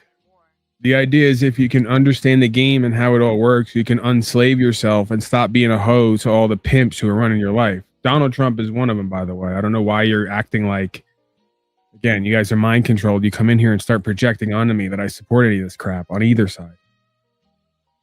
So then he goes, does he think it's funny? Abuse of power? No. I think it's funny abuse of a bunch of powerless slaves who I keep sacrificing for and with and begging to do something and be better, who all ignore me, mock me, won't support what I'm doing, won't share me here, and go on to push all their grifting, lying, bullshit garbage. Yeah, I think that's funny. That a bunch of bitch-ass slaves keep begging to be slaved and then complain about their slavery while they beg and pay for it. I think that's fucking hilarious. It's tragic, but it's hilarious. I mean, don't you think that's funny? You're not a fan of like irony and you know, what would that be? What form of it's like a living satire, right? Is what that is. You're not a fan of sarcasm, satire. You know, again, not for everybody. It's probably not for most people, but yeah, it's dark comedy satire. You think it's funny that people keep begging for and paying for slavery while complaining about the results? Kinda. You don't? I may just have a weird sense of humor. All right, let's see. We're scanning. Okay. I just want to know, is he a judge? Got some meanie questions to ask? We already went over that. You say you have questions to ask. I'm answering all your questions. Obviously, I'm a judge. It says it right there. Why would it say that I'm a judge if I wasn't? God, you people are so stupid, and I have to keep explaining shit to you over and over again. Like, how does it feel to be a little demigod? Sir, I'm a god of all media. Not a demigod. What does that even mean? What is that like? Like some kind of leftist god or something? Demigod or something? I don't know what that. I'm a god of all media. Can we, again, how many times do I have to explain this? Isn't that in the description? I think I have that in description. You could have easily went and found that out. All right. Now you're just asking questions for the sake of it. You could have found that out. You could have simply asked one of the people who worship at my feet around here, because I also am a cult leader. And by the way, if I may say, I run a hell of a cult, okay? We do culting over here like nobody does it. Nobody knows culting like we do, okay? Cults have a life. We have a life. This is true. Right.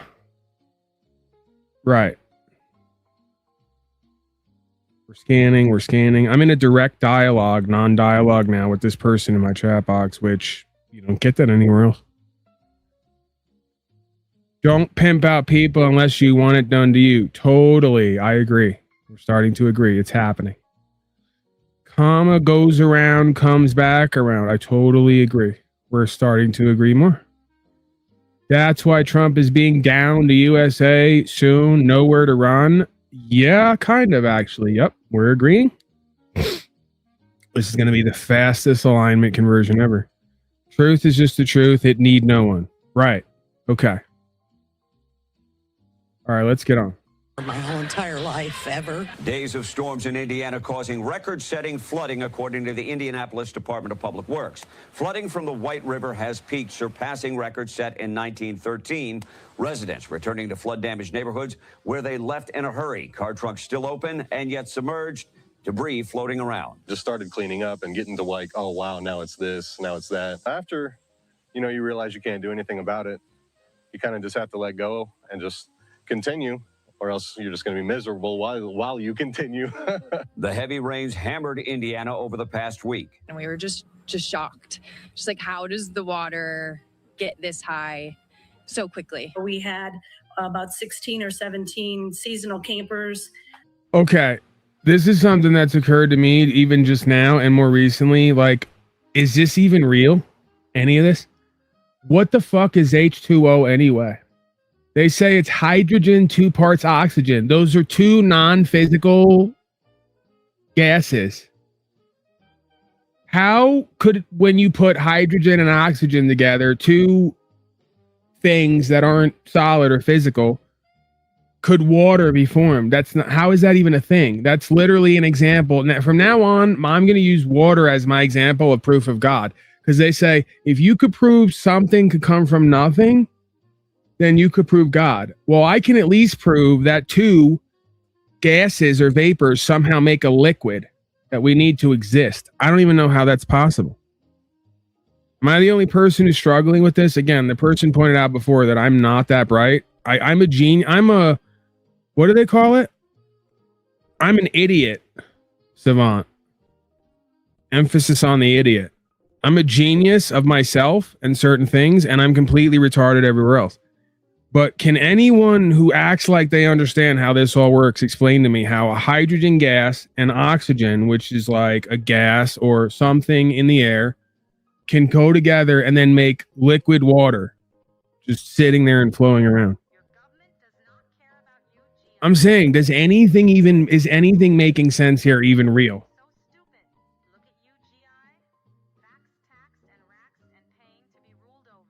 And then, like, what happens if I put 3 hydrogens and 1 oxygen? You know what I'm saying?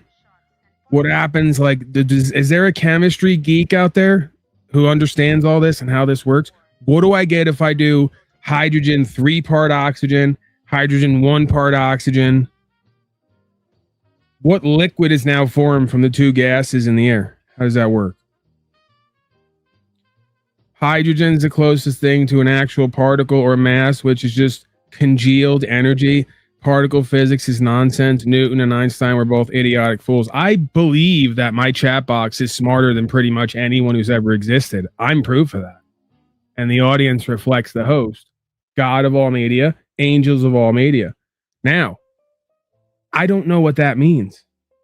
You didn't answer. You answered my question, but didn't answer it. How are non-physical in the air gases coming together to make water liquid? You don't know. That's the answer. You don't fucking know. No one knows. It's not possible to know because it's not even real. That explains everything here. None of this is real. It explains why Joe Biden was president and why Donald Trump's president and all of it. None of this is real. All of this is real. None of this is real. All of this is Israel. And Israel is some kind of metaphysical portal to another dimension. We're now figuring this out.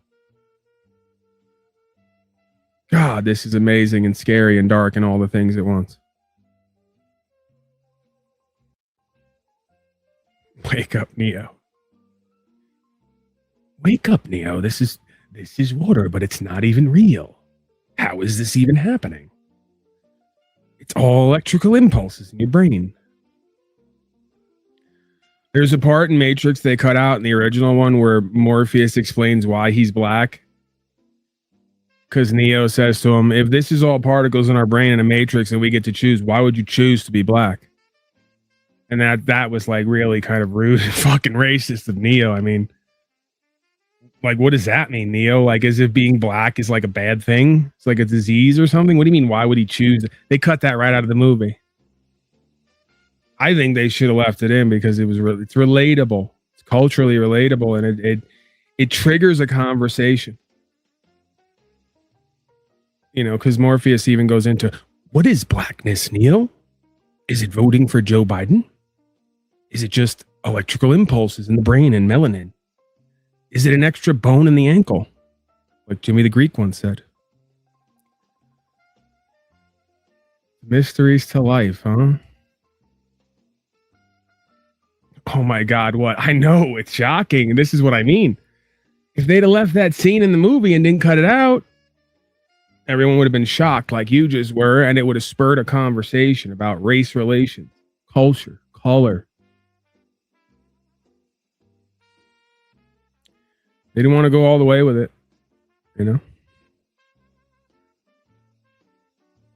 That's why we're going to remake the movie Slave Tricks instead of The Matrix. Ours is Slave Tricks. Good times, absolutely.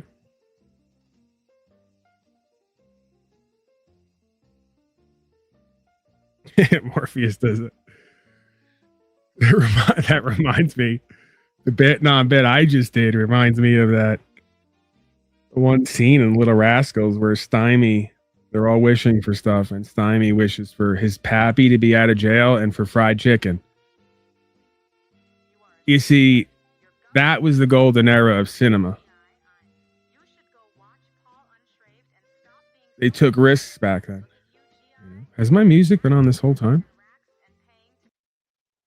Man.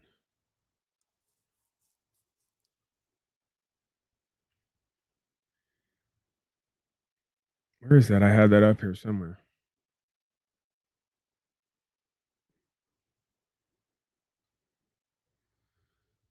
Oh, I must have did away with it.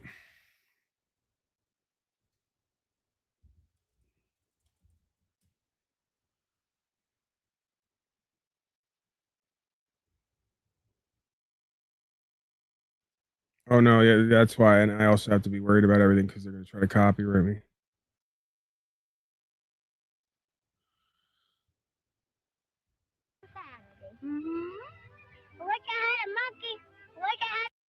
I wish it was only 2 days in the week. Christmas and Saturday. I wish I had a monkey. I wish I had a monkey. I wish I had a monkey. I wish my pappy was out of jail. I wish I had some chicken. I wish See, now we don't support that. Although they took risks there back in that day, that was over the line. That was just out in the open, over the line, just overt racism. Worked right in there, you know? Even the whole Spanky wishing for a monkey, and then they cut to Stymie. Like, what's that about? And then he's wishing for chicken and his pappy to be out of jail. Like, that's not okay. Then they come here and say, I'm a racist. Like, I'm pointing this shit out, how this is wrong and bad. I do support, though, that one scene in the Matrix they cut out where Neo asks Morpheus why he chose to be black. I think it was insightful. All right, let's get back. See, I always do that. I take you guys out all the way out in the middle of this ocean of emotion, and then we just sit there. Or I drop you off. I throw you out of the boat. There's no way to get back. How do we get back? The SS Fox noise. That's how we get back. We tried to call them quickly. By the time they could even get here, it went from inches to chest high water. It was just so fast and so quick. It was very devastating. Officials warn serious dangers still exist in this recovery phase. The rain has stopped. The river is receding, but the recovery is a long process. The hazards are still there. We're concerned about electrical challenges. We're concerned about stability of homes. Emergency shelters are still open, trying to get food, water, and clothes to those who have lost everything. There's a lot of people who are devastated by this, but the All right. community is rallying together. We can barely get through this. I got to run for election, guys. I swear I wanted to listen to this, but something's got to be done. Immediately vote for me to run for everything. I'm running for everything all at once because I don't know how any of this shit works and I don't need to. It's all bullshit. But now I'm taking interest. I'm running. Elect me right now for Senate, Congress, President, whatever, anything. I'm running for anything and everything. I'm not running anywhere. I'm going to sit here, but I'm saying I want you to elect me. Well, actually, I don't want that. And that's why I need to be elected. The man is fit for the job who doesn't want the job but needs to do the job.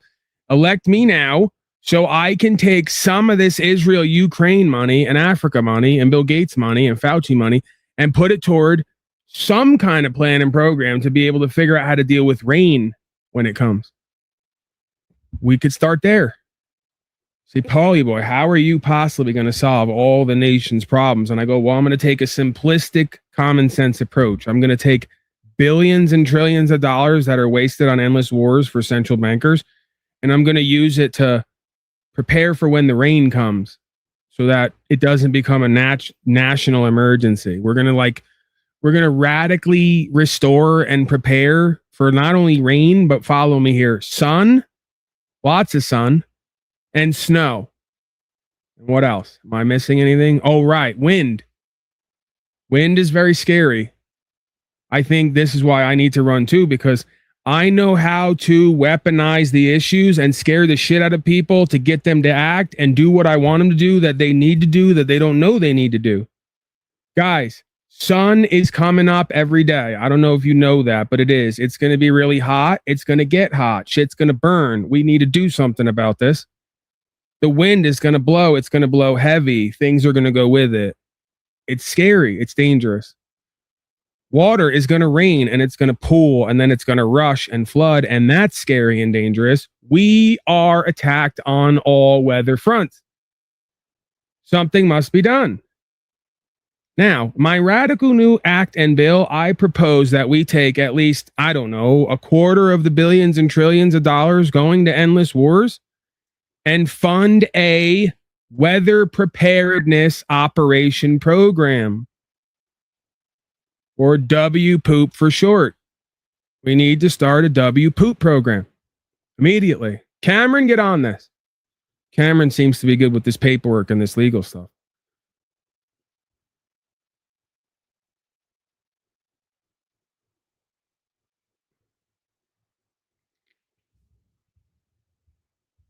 God, I'm amazing. Hold on. We've reached the point in the broadcast and in my activism where I'm remembering how amazing I am.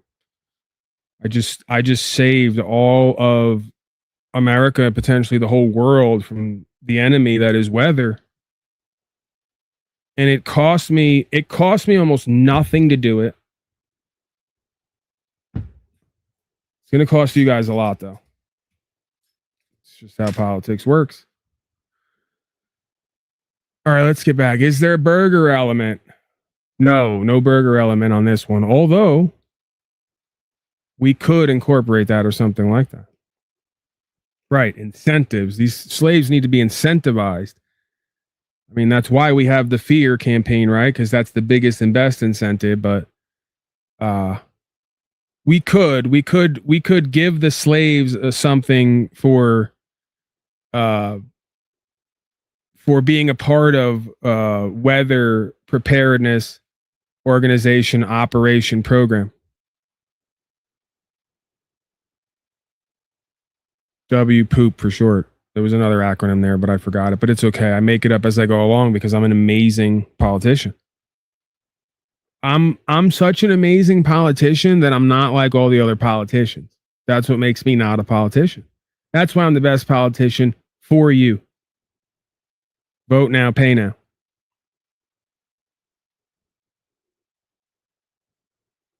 My tribal person down there, he's one of my cabinet. He seems pleased.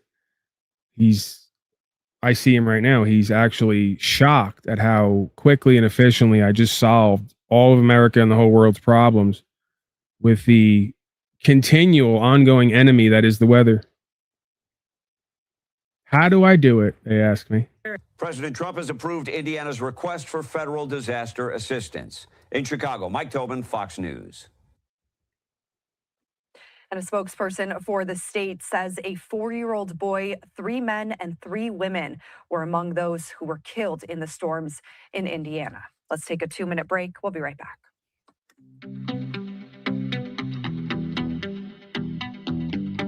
We go one more time. They have their music and I have mine. So every break, do we just go one of mine? I need another one. 2. I need at least like 2 more, 3 more. Can't just keep running the same 2.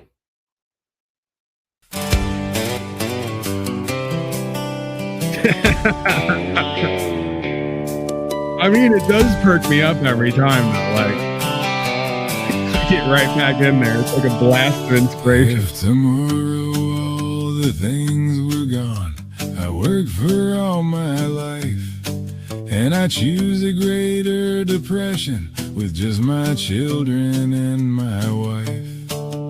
I'd thank my lucky stars to be voting here today, 'cause the flag still stands for freedom, but we gave that all away. And I'm proud to be an Epstein slave, where I'm slaved out and not free. And I won't forget the men who slaved, who gave up rights like me. And I gladly sit down next to you and comply like slaves today, 'cause there ain't no doubt I love my chains. God bless the U.S. slave.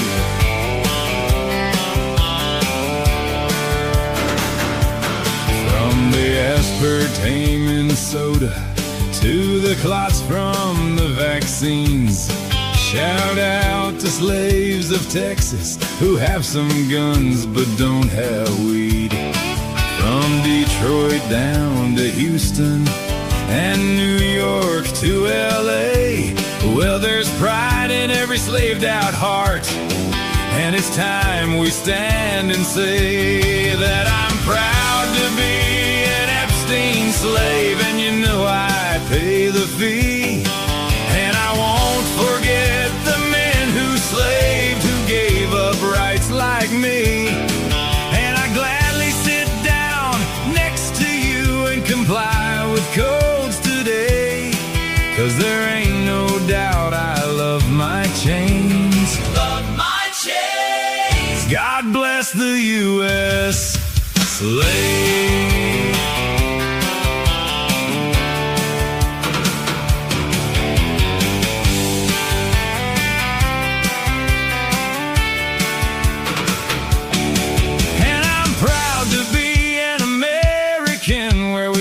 To be sort of free, and I won't forget the men who slaved, who gave up rights like me.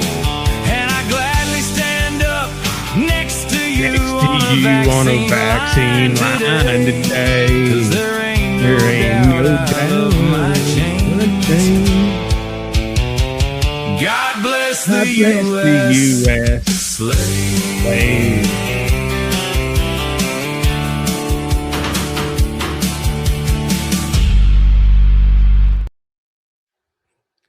It's just too good. It really is. It's too good. All right, relax. This guy's overwooing. You're overwooing, gang. Overwhooping, gang.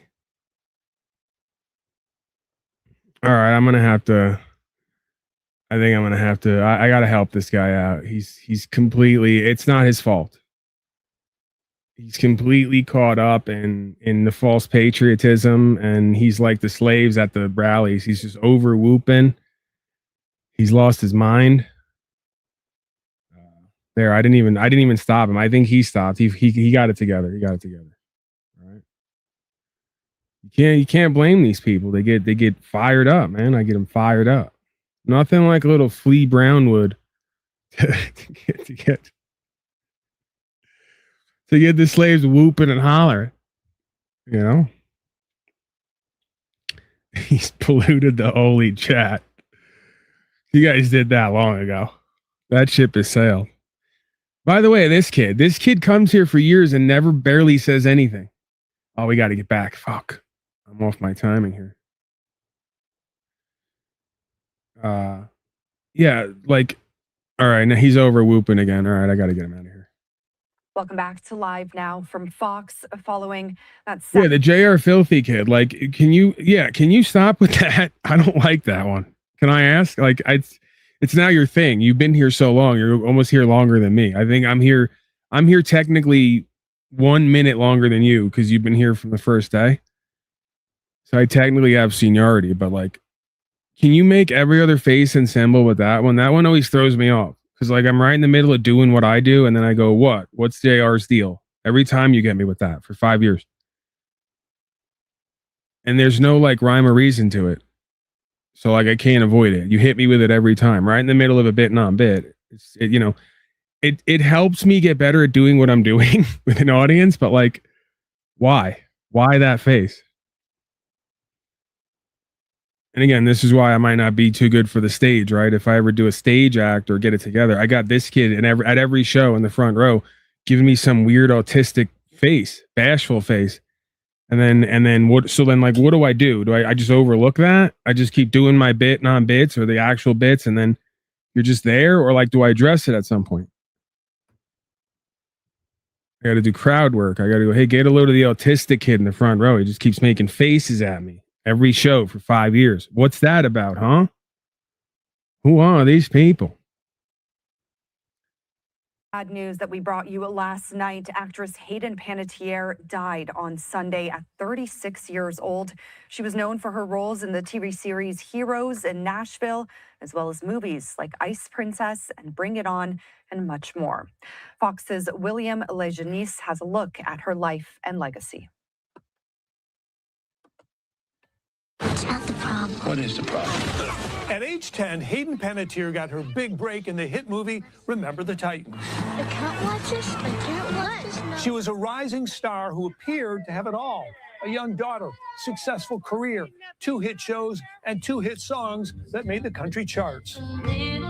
Okay, if we're going to classify Remember the Titans as a classic hit movie, then I got a couple too. I got a classic hit movie where I, on Super 8 film, learned to ride a 2-wheel bicycle without training wheels. I mean, can we really stop with the playing everything up? It's part of the problem here. A friend found Panettiere Sunday unresponsive inside a Greenville, South Carolina apartment. Here's the 911 audio with one dispatcher talking to another in contact with paramedics. Response for cardiac arrest, 701 Easley Bridge Road. Easley Bridge Road, overdose, CPR is in progress. Police report no signs of foul play, and the family did not disclose a cause of death. Panettiere appeared in more than a dozen movies, including Ice Princess and Scream. Save the cheerleader, save the world. She also landed starring roles in the TV series Heroes and Nashville. But behind the scenes, a tragic story. In her recent memoir, This Is Me, A Reckoning, Panettiere opened up about her battle with alcohol and postpartum depression. It's not about how many times you fall down or how you fall down. It's about how you handle it afterwards, how you pick yourself up. Panettiere shares an 11-year-old daughter with her ex-fiancé, boxer Vladimir Klitschko.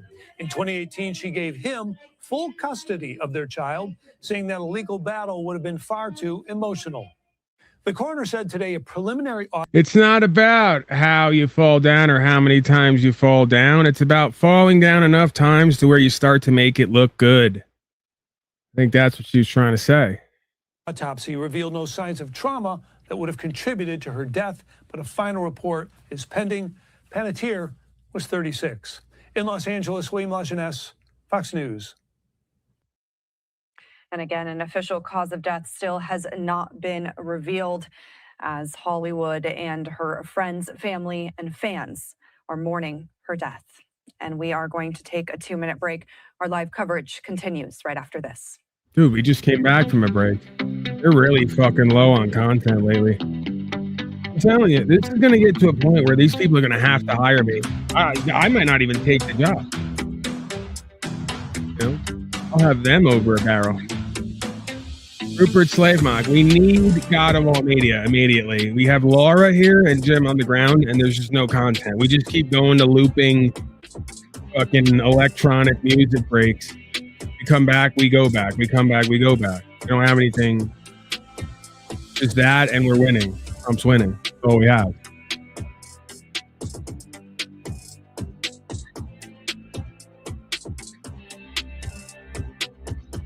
Oh, this guy's back whooping. He's over whooping again on a different identity. Oh man.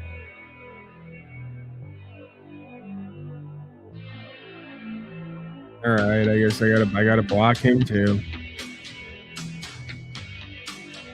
Why we need governance, people? Guy's fucking whooping himself into absolute mania.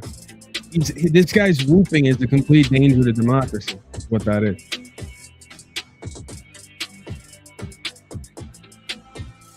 Danger to my democracy that I'm running here.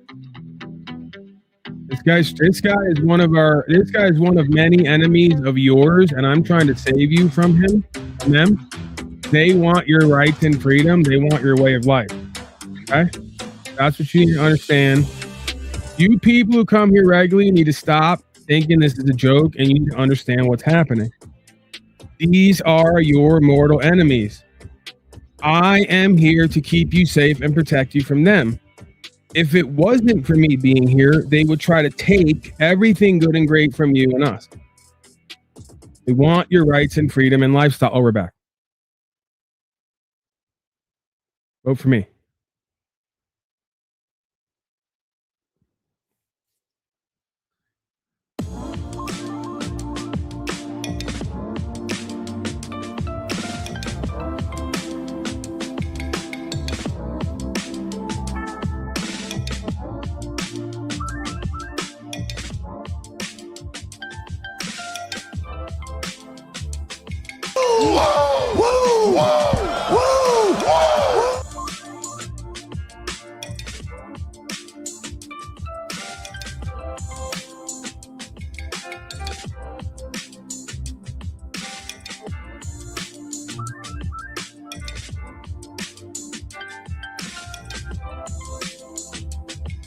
All right, seriously. You guys are gone. And now you're both going to do the face. Now he's doing extra face. He was already over facing. He was doing like one face every 5 minutes. And I asked him not to do the face. Now he's increasing the facing. And now he's doing this guy's Fire Drake's doing facing too now. See? You see how they are? See what they do? These people are terrorists. I ask them to stop and they do it more. Something's got to be done about these people. I'm going to bring governance. See, when I bring governance, when I bring that good old-fashioned governance, I don't know what Fox News is doing right now. They went to a break, came back. This woman's streaming music. She don't even have nothing to say. This isn't even Fox News music. This is her shit. So, Jill, are you there? Jill, your music's on. Can we get back? Right. When I bring governance to you folks in chat, you're going to whine and cry. You're going to say I'm tyrannical. You did it.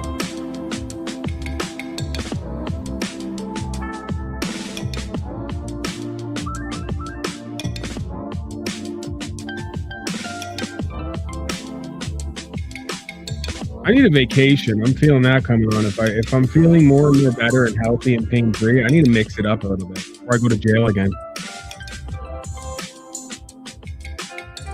All this fucking service and hard work and being God of all media is taxing. I need one like Mexico beach vacation, one trip to Thailand.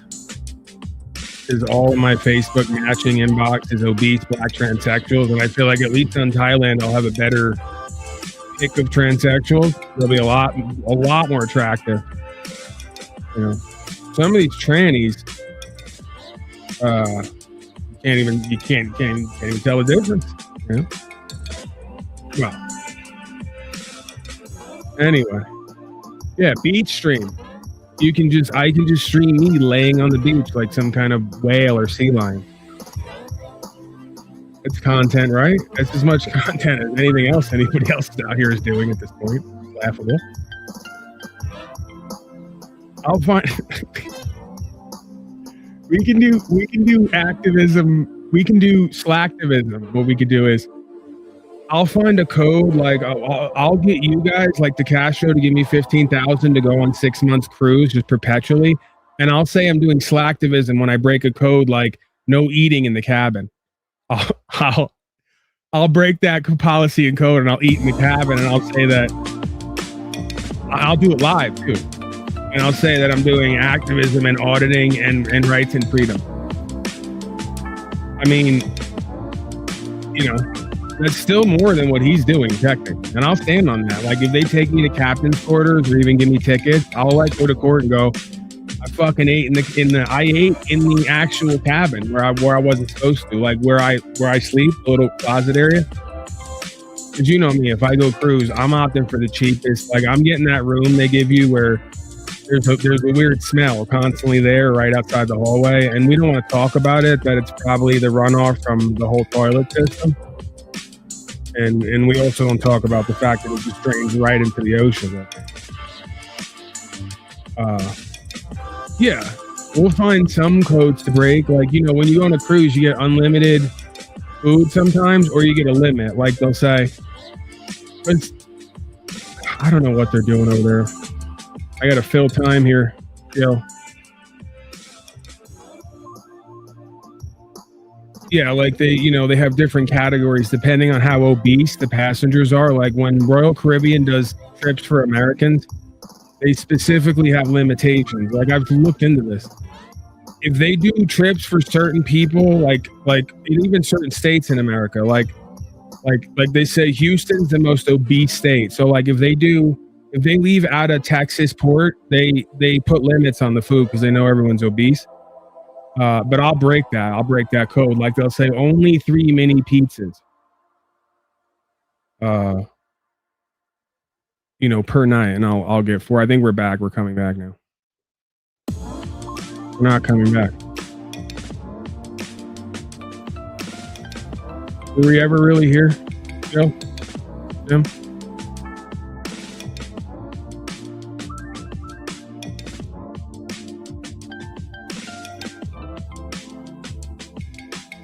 I mean, let's all be honest. What we have seen transpire is like a fever dream in the desert high on mescaline.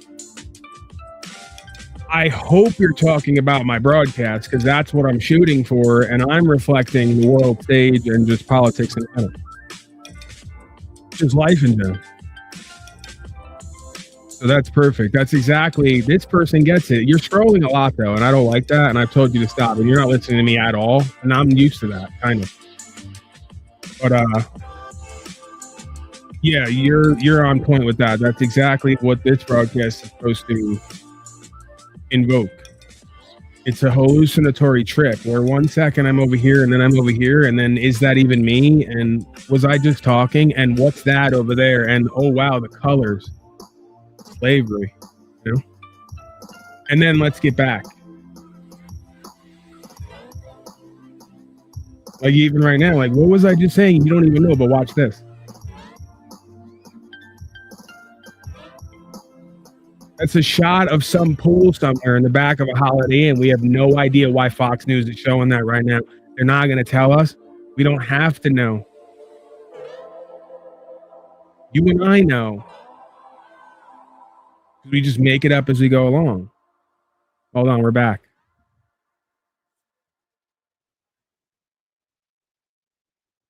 Are we back? We're not back.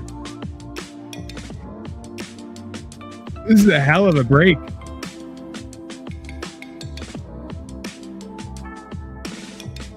Sorry for the delay. We have a stand-in broadcaster now because Jill just got trafficked by Rupert Slavemock over the break. It was an accident. It could happen to anyone. Yeah. Rupert Slavemock accidentally trafficked one of our anchors, our female anchors. We actually look up to him and respect him for that, because there was equal, if not more, chance he was going to traffic one of the male anchors, if not one of their children. So he's actually one of the more respectable, honorable people in the organization. He only traffics the grown women.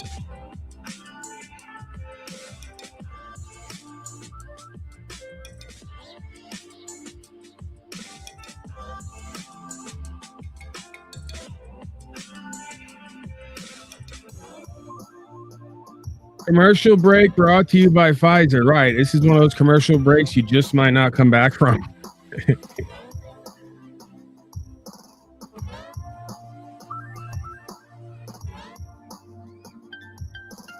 I like that vaccine, huh? The commercials are getting a lot like the vaccines nowadays. That must be what winning feels like.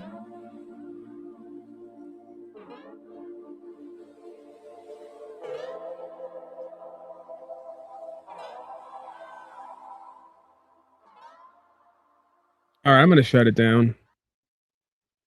We've officially, I think, broke Fox News live feed because they know we're covering it and they just can't handle our breakdown and our mockery and satire. They're too humiliated. We reversed the script on them and did mockery, humiliation, ritual, simulation, satire on them.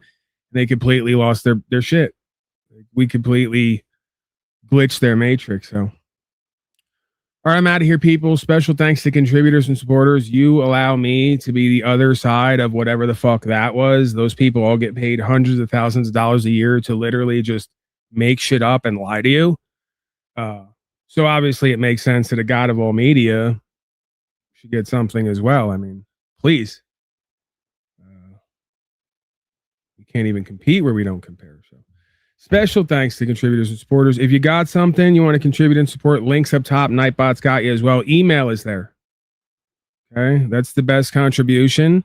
Even though we all like nice things and things of the world, the best contribution for what we do here ultimately is when you guys stand on something and you bring videos and testimony and you're doing the work, and we, are in alignment here, right?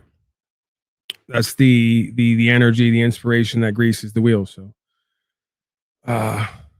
again, that's another inverse reflection. Cash is great till it's not, because it's backed by nothing and it's all going away. But cash isn't king, right? We don't do Mammon Molech here. So, truth, life, and way. Original contribution and support, and then all the rest of it is extras, and of course that is a blessing. So yeah, you got pictures, video, songs that you want to do. If you want to do parodies, you want to do some video to go along with stuff, whatever you got going on that you think that I can present here or use here in some shape, form, or fashion, or comment on, that's the way to do it. You also got anti-social media links. I call it anti-social media. Okay. All right. So yeah, I'm gonna leave it there. White Gorilla signing out, back who knows when. On the way out, proper instruction motivates people. No. Return of the White Gorilla. I think. I don't know, I'm feeling into it.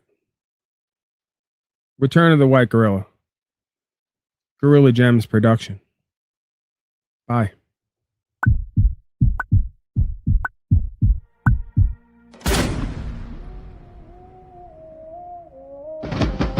Back in the lab through that crack screen glow. White Gorilla on the mic like a blacksmith blow. Proper instruction on the air, 4,000 nights. Every sunrise still swinging, realigning they sights. I was talking about freedom, they was talking about fame. I was talking about spirit, they was counting they change. Agents in the comments, trolls in the feeds. But you can't cuff God, you can't cage what's free.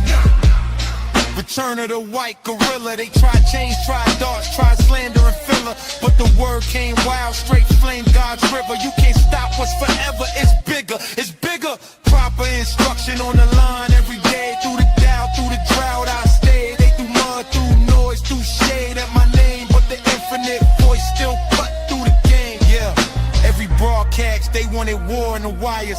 They was spamming up the chats, I was fanning up fires. Laughing at the smear, I done heard it all twice. If they crucify truth, what they gon' do to advice? I ain't bowed to the sponsors, ain't been to the trends. Spoke life to the lonely, put steel in their spines again. Haters pray that I break, that the stream will go blank. But the source never sleeps and I drink from that tank. Through thick and thin, I stay on cold. Blood in my throat, but I stayed on gold. They wanted me silent, wanted me tame, but I carry what's endless, you can't box that name. Return of the white gorilla, they tried change, tried darts, tried slander and filler. But the word came wild, straight flame, God's river. You can't stop what's forever, it's bigger, it's bigger.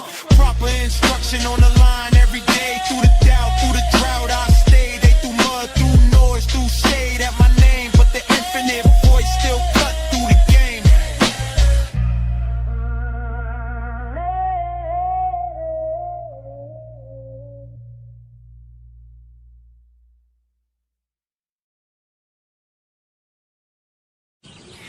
You can't treat him like any of the other niggas around here, because he ain't like any of the other niggas around here. You got it?